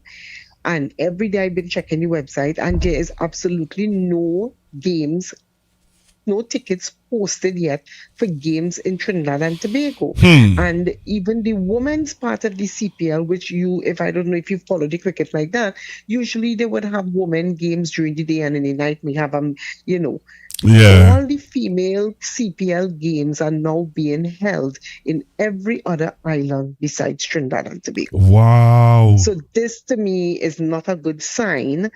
And I want to hear Bravo, where Bravo, come pull your yellow card, Bravo. Talk to your people because I really he's a want to know. UNC. He's a strong UNC. Mm-hmm. I want to know, and they are ambassador of the sport and ambassador of sports and whatever, what is happening. And this is why I'm saying this, because when I see people comment on Facebook, oh, we don't want the yellow party or the red party, two is the same. I call them out on the hypocrisy because they refuse to hold the yellow party responsible or criticize them for all the wrong. And the easiest thing for them to do is say the yellow and the red is the same. And it is not the same. It is not the same party. I want people to stop saying, oh, the yellow and red is the same. We need a new party. We need a new party. They refuse to hold that yellow party accountable for all that they're going through. So the easiest thing for them to say, well, the yellow and the red is the same. The yellow and the red is the same. But I'm telling you, if the red party was still here, they would have had the jobs. They would have had CPL dates would have been out. People could have wear the T-shirt with whatever print and not be arrested. I know you cannot wear T-shirts and hats with obscene language. It is a law, but nothing on that T-shirt was obscene. So this is just a whole, we don't have no rights. You can't speak on social media. You can't voice nothing. You can't have a feeling and say, if anything you do right now, the dictator that they called for 9 years, they're getting it now. And I had to tell a guy that on Facebook today when he tell me about, and the dictator, I was like, that is all you cry wolf for 9.5 years. And God say, you know what? Look, the wolf. Now they have dictator, they get the higher tax, they get everything that they said they was getting that they wasn't getting, they're getting it now. And that's the reality of it. But when the comment was made that they black too, because I watching them two men sit down in the studio, they will watch me and call me black, but their skin darker than mine. And my point is, the only time that they get a reality check is when they leave the country, because anywhere else in the world they go, they are nothing else but black in everybody else's eyes. And they need to remember that.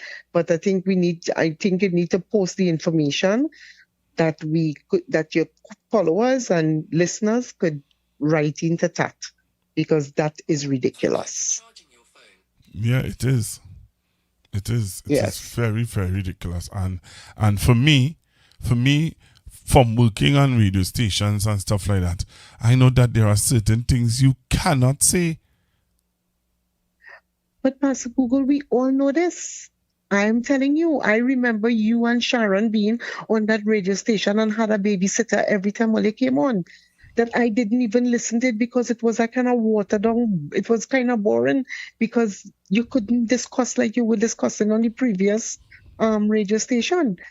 And you couldn't say what you wanted to say because Tat will write in and Tat. So how these people getting away with these things?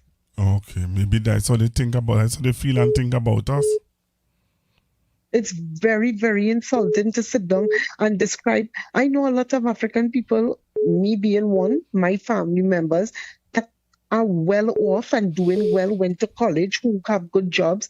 Why them feel everybody African is a smoker weed, a Jordan, and why this have to stop? And it's time we start boycotting them. It's time we start boycotting the business. That is exactly what needs to be done. Thank you very much. And please, Yes. please, I could beg. Please don't be a stranger. Please don't be a stranger. Pastor Google, I'm here every night till 11, sometimes 12 o'clock. I ain't going anywhere. I'm listening. I mean, not calling all the times. I'm right here. But I want you to call in. Okay, I will call in a little more. I know your mother probably missing my voice too. Thank you very much. I will call in. Okay, Pastor Google, have a good night. Same to and all you. the callers and listeners on the line, good night. Thank you very much. So we continue to take your calls, Trinidad and Tobago, and by extension the world. Those of you who are outside of Trinidad and Tobago, we're taking your calls on 464-7003, 464-7003. All right, somebody said, well said, caller. All right. Hello, good evening. Okay, what's happening here? Hello, good evening. Hello, good evening. Hello, I back again after Google. Uh-huh. The last caller was referring to the doctor that get fired from the hospital because of Right. Yeah, racist something, right? You remember when the Levesley was... Yeah, she said that when Mr. Wendell Levesley would have assisted her to get back the job. Yeah, but she got back to work. All right. Yeah, so that was thing, but yeah, so I think Dr. Wally and there was a pass some kind of legislation concerning that, but I ain't really know racism and racial slurs and things, but I ain't really come out of it eventually. There was a pass something. Well, all we have is the Equal Opportunities Act, all right? Yeah. All right, sir. Okay, yeah. Thank you. Thanks. All right. All right. Thank you very much. 464-7003. Man, even come off good. Hello, good evening. Good evening, sir. Good morning. How are you this afternoon, sir? I'm good this evening. Thank God. Glad to hear you. Glad to see you. I'm glad to hear that somebody finally realized that we have a level of racism. But it's not only those two, sir. I also have it from the other two that used to be on your radio program. But you know what is surprising?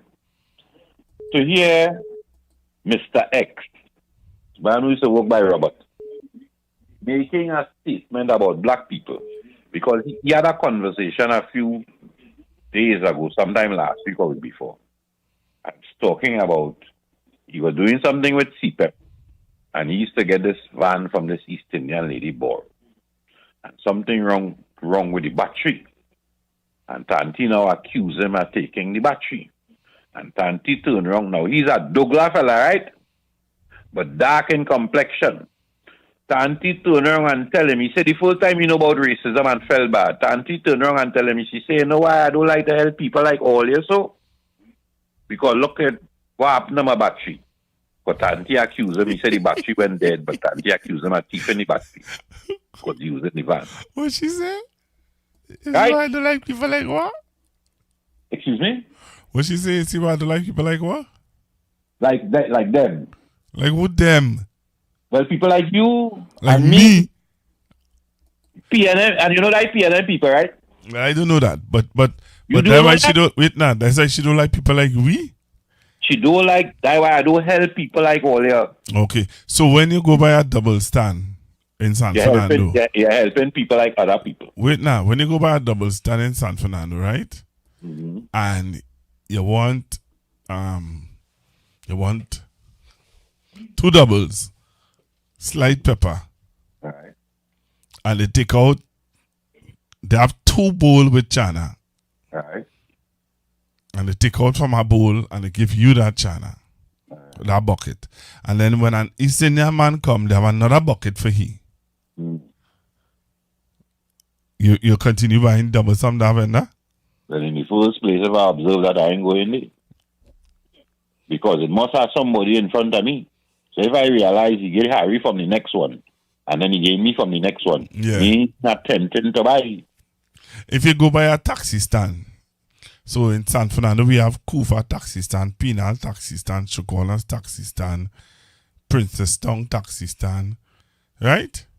Mm-hmm. You go by those taxi stands and you're waiting for a taxi to go, and an East Indian driver, you walk up to the taxi to go to the East Indian driver, and he tell him, he said, no, I ain't fit to carry him no nigga today, nah. Mm-hmm. What will I do? Yeah. Well, boy, I taking out my phone like what Parara do. And I go in and sit down in the corner where he say that. And I point it up for the whole world to see. The level of racism from this particular individual. So all Negroes is to know this man and know that we are not to travel with this man. We are not to take, this man is not to take my money anymore. Okay. So here, I heard the lady just a while ago, and I hear the man. Somebody saying that, we would have thought that Dr. Rowley and them would have put something in place. There's a lady. For racism, right? But the lady. I have a problem with that. We have a problem with. Because here what happened, and somebody talk about the former Minister of Health and the young lady. In the PNM, in the entire lifetime of the PNM, you ever hear a black person in the PNM make noise for the PNM? I mean, make noise for the PNM. You ever hear a black person go in the parliament and make the you see the statement them making right now? That black people under pressure and black people suffering and black people need help. You ever hear a PNM African person go in the parliament and say that? No. All right. You ever hear an East Indian person go in the parliament and tell you how bad East Indian people suffering under the PNM? Carry call. Carry call. Well, they brought a pundit in the parliament at one time.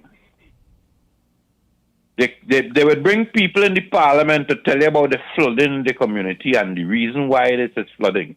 They would tell you about racial, geographic discrimination. They would make noise. These people who are in office now make noise in the parliament on behalf of who? First thing that they're telling, they're making noise on behalf of the poor. Well, they say about a country after the bridge, after the Caroni Bridge. But if you listen to Sister Jenny not even last week, Sister Jenny been preaching this for months. Well, I didn't want to hear about that, you know. Right. Right. So since we established that they've been building their own nation on the other side of the Caroni Bridge, what you expect to happen to we on this side? That is why they're telling us today that look at the PNM constituencies, they're suffering. Look at my community, I have groceries and businesses. And look at what the PNM do for you.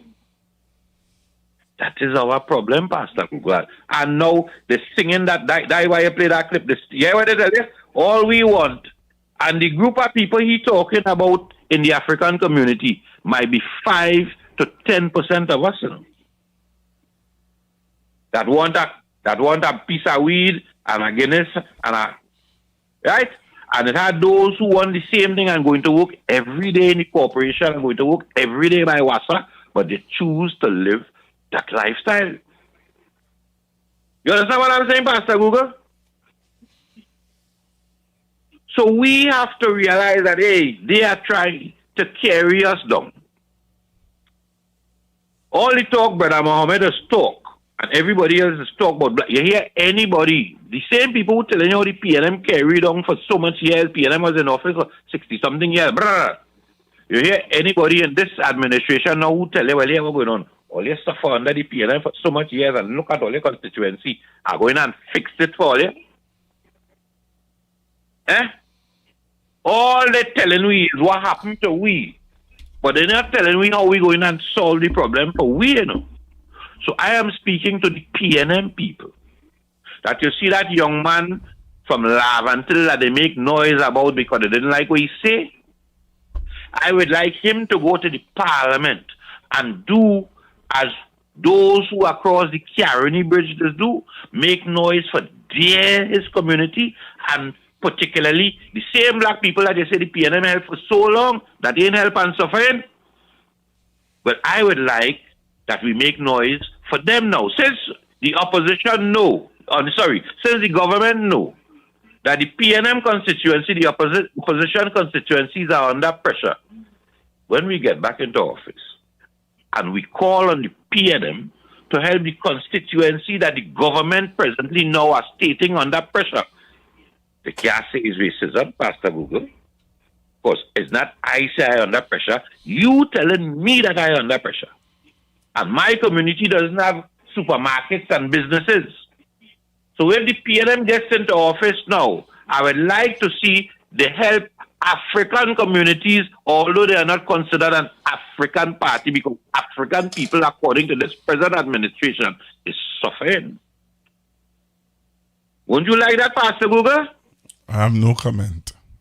Since we don't have economic pie and the shared economic pie according to these people on the state radio station, not the government radio station, that is the state radio station. My taxpaying dollars that's pay for them to come to talk the rubbish. So that is the state. My taxpaying dollars pay them, not the government. The government is a group of people Come and tell them 28 or 29 of them, that is them.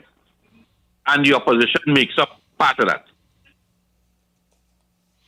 So that is what I would like. Since the state radio station have a group of people who is speaking on behalf of the present administration to tell me black people under pressure, I would like those people to come out and help those communities that they say are under, because I keep telling them, when Mr. Manning said I'm going and redo Port of Spain and East Lavantil, Lennox Smith, Hazel Smith, and a couple others went to tongue and tell them don't move, they're going to bring the 1% and blah, blah, blah. And I tell them, when the UNC or the People's Partnership was in office, watch at the police station they put on Duncan Street with air-conditioned fancy windows. So if they could do that to a building, to turn it into a police station, you think they could do that to all the rest of the building to make all they feel comfortable?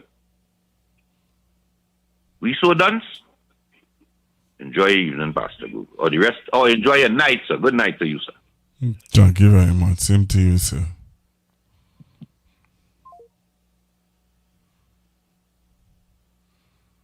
I'm taking all your calls 46470. You know, I hear from 10% tonight. I hope everything is okay with him. I haven't heard from 10% for the night. He boycotting the program, or? He ain't from 10% at all. I hope all is well with 10%. I hope all is... I talk too soon, boy. Hello, good evening. Hello? Good evening. Good afternoon, sir. Yeah, I take long. I know. I take long. Why you just want to talk? Why you just want to talk to me, sir? Second? What is this, boy? Go ahead, just go ahead, caller. Hello? Yeah, go ahead, caller. Yeah, Pastor. Good night. Good night. Good evening. I listened to everything. I listened to Stefan Reese and that man who was called Mr. X. I listened to them broadbush. Every black man in this country, apparently every black man that start joining him out and walking with the pants under the bottom. Every black man. So I listened to them broadbush the whole race. And funny enough, when Kareem Suri say, and he didn't lie, every man Jack who had a voice jump up, you know. You don't know nobody ain't jumping now. Because apparently what he says is okay. So I just feel maybe that thing, because you know what, Pastor? I personally know that man. Who was called Mr. X, you know. I know my first name and last name, you know. And I was seeing them all, you know. And he has off air, you stop cool and simple. How are you going? This and that. I go see them all, you know. You wouldn't believe how much I want to tomorrow come. You wouldn't believe. If you're cool and calm, I go see you tomorrow. Because off air he don't get on so. Off air how you going? Yeah, boy. Oh yeah, he don't get on so off air. I want to see bad tomorrow. You have no idea how bad I want them tomorrow come. That being said, I can't talk my business. Oh, you can't talk your business, okay. Yeah. I feel the shameless, you know, yeah. This is what people should talk about non-cash. When non-cash come out, you write a letter last year, March 15, in my phone still. Vote the UNC. The UNC guaranteed paying 10%. Now you're talking about 64. How will you get that?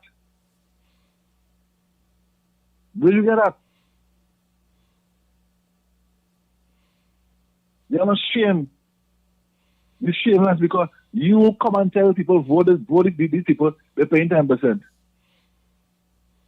The man say he going 60-40. The man say he going 40% cash, 60% non-cash. You want to ask for food card? You for real? Yes, you're getting food card. Yes. You want to ask for? Yes, you're getting food card. Yes, you're getting a food card. What? Call his. I will get away because you know I don't seem no. I better go. I'll get somebody who I believe less fortunate than me. Me feel like I but why saying is jump it by me. You can't come to tell me. Hello? That's I say jump it by me. You're right. I know you're getting to somebody who deserves it. I don't deserve it. Huh? I said, well, yeah, well, if you were to take it, I don't know what situation. I can't say anything, but I can't say. You don't know my situation? Oh, for later go there. Anyhow. Later go there. Okay, then. Anyhow. No, later go there. I don't know the situation. We really, you're going. Later go there. We have enough time offer to talk all that. Right now, on it. Anyhow, that being said, you trying to tell me, big woman, you write a letter on March 15th, 2025, with 26, vote for UNC, you guarantee you 10%. Now we are in the city, you're saying, 60-40. I mean, 40-60. And you as a so-called president, come on to tell me that you work in the guy reverse. You are 60-40. I don't want to no nice match. I we say I'm getting 10. You say I'm getting 10. No nice match. I go try and you shameless. Die, man. I'll say we say about she. And she going on there with your whole crew and say what she say. But who cares? But at the end of the day, when it comes to the brass tacks, you fail. Because you tell people, vote for these people, you get your money. Now you come out with this nice match. The people say he's moving. So let me ask you this now. I can ask you a question. Listen, go ahead. For all the people on the live who supporting 10% right now, all who putting in talk 10%, call her real talk, all them things they put in on point, call her real talk, call his 10, call what something 10%, all these things, right? No. Yes. Okay. I mean, okay. Right, go ahead. All right. How this man talking? This man talking to me that disrespectful way. Sorry. What kind of thing is this, boy? Anyway, let me continue what I'm saying. All right, go ahead. All of the who on the live supporting 10% right now. Right? Yes, give. Okay, all right. I will shut up and get 10% the mic. But all I want to know, right, is 10%. Listen. Why you don't go up to be the president of PSC? All who think 10% should go up as the president of PSC, type yes in the chat. First begin, I am not a part of the executive, and the election is due about next 2 years. Yeah, but so you have to be a part of the executive to go up as the president? No, well, when the time all over, you have form your team or join a team. All who believe that 10% should be the president of PSA, put yes in the somebody say yes. I see one yes. If just now not 10%, just now. I know it's your program, right? But I just want to kind of do a survey here. I want to take a poll.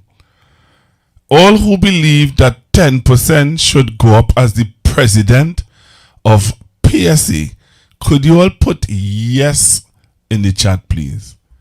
All right. Somebody said yes. I support from the. Okay.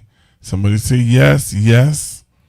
Somebody says, since when a food card is a form of salary increase? All right. I want to know where that come out. Somebody say yes.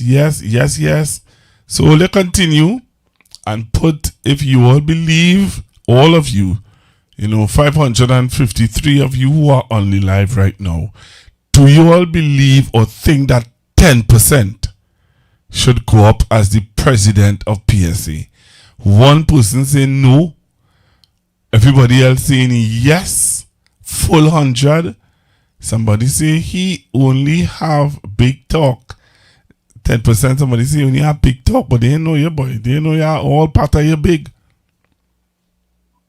Whatever. Whatever with I say, or whatever with what he put. If whoever say I only have big talk, whatever, they don't opinions. So somebody say only have big talk, but I say they don't know you. You're a big fella all over. Listen, my point is, I was saying this 10%. 10%. Look. People saying yes on the live. Look how much people saying yes on the live. 10%, boy. So we might have a president of the PSA. But we could start a lobby from now. Somebody say, okay, Felicia Totish, that is the last. Okay, that is the lowest she reached. Do you think that 10% will make a good PSA president? That is the question. Do you all think that 10 low, LO, laugh out loud 10%? Do you believe that 10% will make a good PSA president? Somebody say money done. 10% your money done? Never. Not that guy. That guy, Well, don't go there with 10%, 10% are your money, Do you believe that 10% will make a good PSA president? Wait till your thoughts. Yes or no? Call in 464-7003. Very good. Somebody said he'll make a very good president. 464-70. 10% like your money really done, oh? Oh, 10%. Your money done? 10%? The man really going, yes? Oh, the jail is this, boy. 10%. Your money done, oh? Because I don't know one day. Somebody said yes. Okay. I hope 10%. I hope you're watching the ratings that they have on the program, eh? Okay, so we taking your call. 10% call back now. I don't know what happened there. Alright, we taking your calls. 464-7003. 464-7003. 10% call back, please. The people want to hear you. 10%. Alright, so 10%, please call back. Now. If you don't call now, I go on. 10%. If you don't call back now, I'll go finish the program. Be ready waiting for you to call back. 10%. We'll go on there. 10%. Look, you see me, let me come out of this program. 10%. Like you don't know the number to call. 464-7003. 10%. That is the number to call. 464-7003. 10%. But what is this? Alright, like he ain't calling back, calling. It don't look like if he calling back. Somebody saying yes. Yes. Call him, Pastor. You want me to call 10%? I don't think 10% want that headache. What will they do? Will they don't know that? I hear the phone ringing. Hey, Brian boy. Hello, good evening. Hello, good evening. Good evening, Pastor Google. Good evening, sir. Pastor Google, you can't stop the program. He is hearing you. Maybe he doesn't have money to call in. Oh, okay, okay. You have to conduct the program to get the listeners to do a poll as to whether or not how many people would vote for him. Well, I'm seeing it now on the YouTube, yeah. Well, people, man. So what is the percentage? Yeah, man. We out of 500. Yeah, but good. Man have about a little 200, 250, you know, Brian. Well, that is 50%, Pastor Google. Yeah, that is plenty. 50% of your callers are willing to vote for 10%. And that is important. Yeah, I think we need to I think what I will do is I will call him private and see if we can we need to start a grooming from now. We can't wait for the Well, all right. Well, then you know what you have to do. Sometimes everybody don't always have money on the phone. So you need to you know, to use your program. It's your program. Yeah, we go groom him. Yes, it's your program. I mean, sometimes you may think, you know, you'd be joking and stuff, but sometimes people are serious. Yeah, Sometimes people are serious. So, yeah, we it's got your to. program. What are you going to do next? Yeah, we got to groom 10%. And he working with PSA. Well, he voted for Felicia. He said that. But your listeners have learned, like me, have learned a lot about listening to him, about him. Yeah, and he's an affable person so far that we know of. I mean, we don't know him personally per se, but he seems to be an affable person. You know. Therefore, people may need to know more. Okay. Yeah. John Wayne Benoit is known for helping what's his name? Former president of PSA. What's the man name again? I'm not sure who and Fally always had a little banter. Watson. You know that John Wayne Benoit was the one who helped. Yes, in the beginning. Yes, I recall. Yes. Yeah, he was the one who helped Watson Duke to be able to win PSA. Yeah, and look at what happened with Watson. Yeah, let me just pray that don't happen with 10. Right? Let me just pray that don't happen with 10%. Well, it's important, that you do what you need to do, because 10% seems to be an affable gentleman, and I think people may want to know more. Right. People may want to know more to say, well, okay. Because when the next election comes along, and let's assume he goes up for the election, we could say, well, okay, here we have this guy, we know a little more about him. He seems to be an affable person. He seems to be apolitical. Right? And they may want to vote for him. You never know, You never know. So, I'm just saying, I don't know. I'm just saying. Right? Because it's apolitical people that we want. We don't want people who take in sides. We want people who will work for and on behalf of the workers. Yeah? Yep. So that's all I'm saying. People will work for and on behalf of the workers. That's all I'm saying. I am not saying anything else. I don't know the guy. I don't know the gentleman from Adam. Yeah? But we're always willing to hear more. We hear about him. He seems affable. Look at the onset.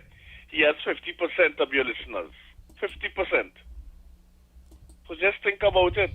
All right. I will chat with him. Sometimes we as a people who don't call in and don't just listen may want people who are apolitical and will do more for and on behalf of the workers. That's what we're looking for. You don't want people who are going to to spend their life and, picking sides, political sides. And I'm almost certain you would agree with me. Yeah? Picking political sides, that ain't gonna help. That's not gonna help the workers.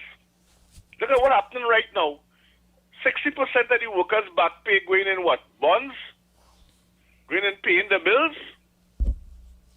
That's not right. We want people who will fight for workers. That's what we're looking for. All right. I'm just saying. I'm just saying. Yeah, I see you calling back. Going to be, but sometimes, you may play a very, very pivotal role in what happens next in his life, maybe. I don't know. I'm just saying. I could be very, very wrong. And I accept that. Let me see. I'm just saying. Yeah. I see he calling back. Thank you very much. Thank you very much. Let's take his call. Mr. 10%. Hello, good night. What are you talking so for? I mean, I'm talking what you just know that I'm talking to aggressive, so, I'm talking to more, alone, number two, I'm a tempo, Anyway, people want you to go up for the president of PSA. Will you consider it? That's quite next 2 years. Would you consider it? When that was come across it. No, we're not waiting till the bridge come. We're asking you now to prepare yourself. I'll consider it. So you have people on the program who are willing to vote for you and to campaign for you. I'll consider it. I don't like how you're singing there, I say I consider it. I'm being cordial. They say I'll talk about too aggressive. You're doing that for spite now, eh? No. Yeah, you're doing it for spite now. You say I'm talking about aggressive. So I say, let me make you feel a little comfortable. I'm trying to be cordial. Apparently, that people on the chat who happen to know me because I see him all kind of thing what they're saying apparently because. Also, so there are people in the chat who know you?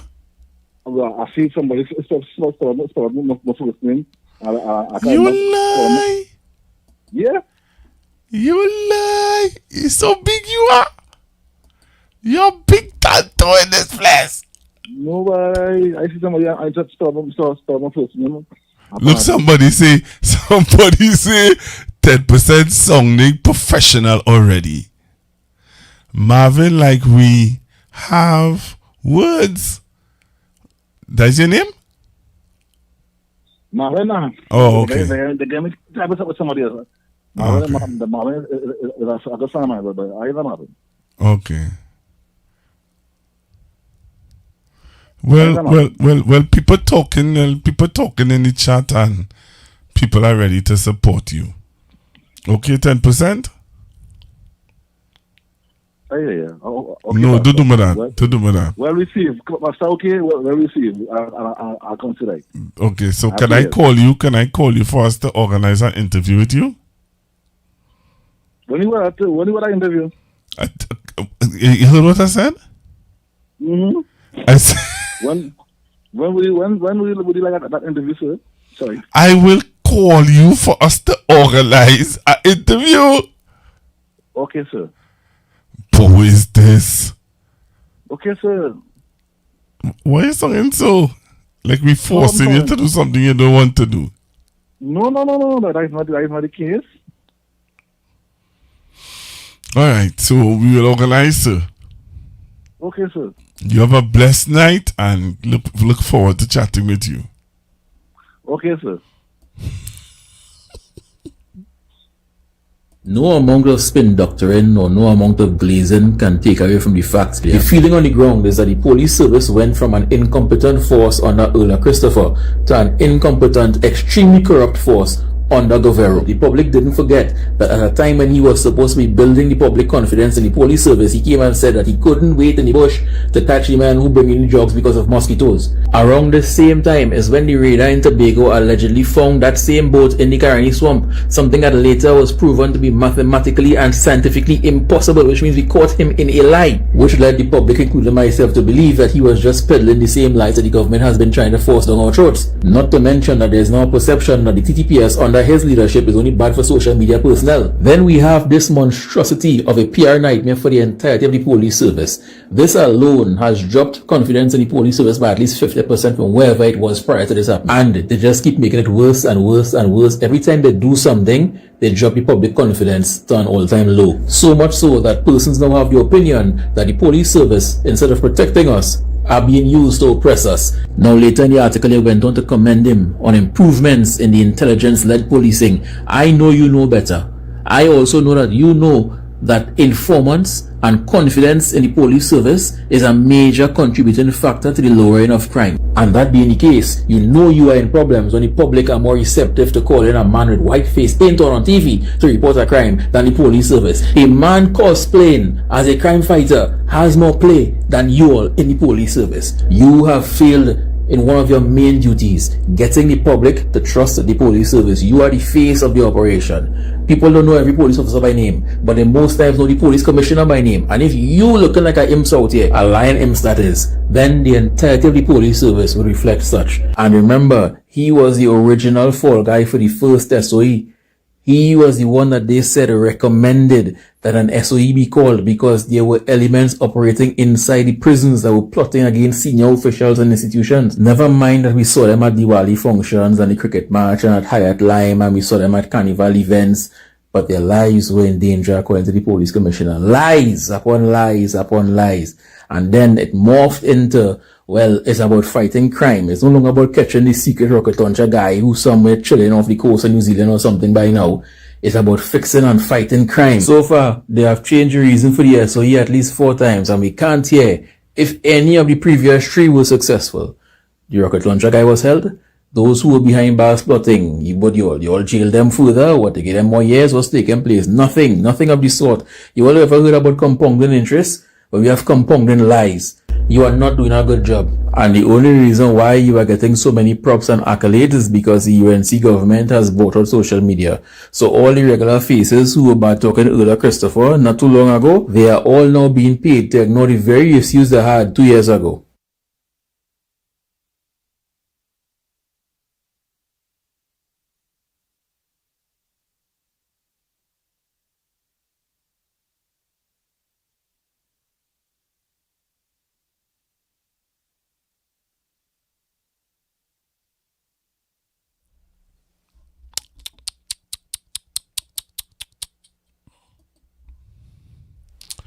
All right, Mr. Rambles.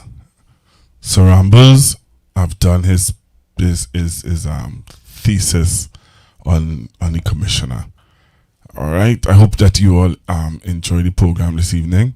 It was a pleasure being on with you guys. Thank you all very, very much for being on with me, and we're going to groom Mr. 10% to take over the PSA. Have a blessed night, everyone. Talk to you guys tomorrow. Please go on. The Constructive Talk team with Pastor Google are asking for your support in their back-to-school drive. Let's help the less fortunate children get ready for the new school term.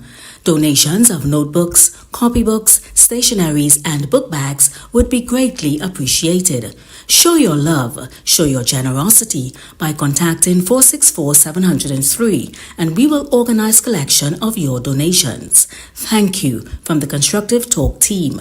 And remember to be kind, be generous, and be loved.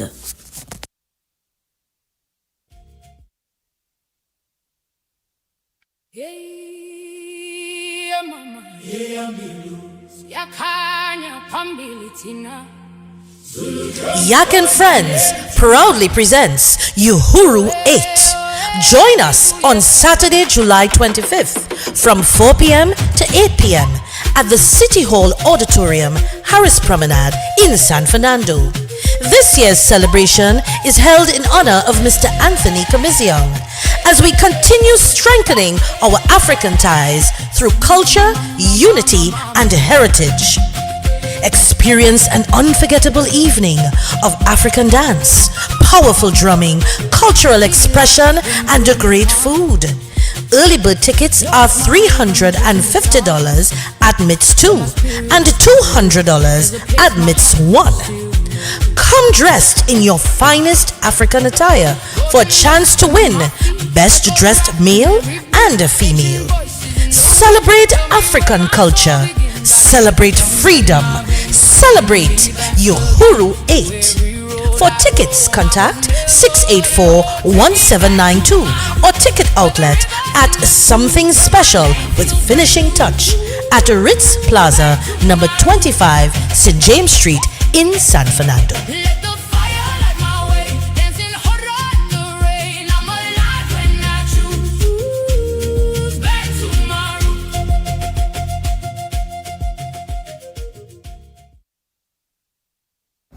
Online, I really doesn't be into the politics and the politics and them politicians and them just, you understand, making promises that can't keep. But boy, and I grew up in a PNM household.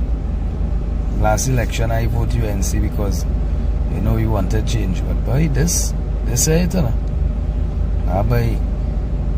you know, letting them leaders and them who we put in power accountable for what is going on in the country, boy. Men like Alexander, the two Alexanders and them is the worst. When you would look forward for these men and them to do better and be better leaders, they're showing the youths of the nation that you don't need education, you understand, to be in government. They could just be stupid, illiterate, and fully dunce, and it could get you. It's sad, trust me. Don't live as those who have no hope. All our hope is found in Him. We see the present clearly, but He sees the first and last. And like a tapestry, He's weaving you and me to someday be just like Him. Oh, God is too wise to be mistaken, and God is too good to be unkind. So when you don't understand, when you don't see His plan, and when you can't trace His hand, trust His heart. He alone is faithful and true, and He alone knows what is best for you.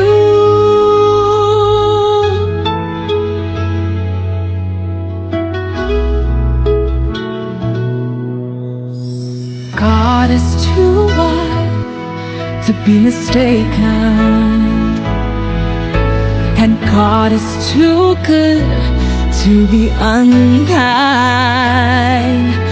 So when you don't understand, when you don't see His plan, and when you can't trace His hand, trust His heart.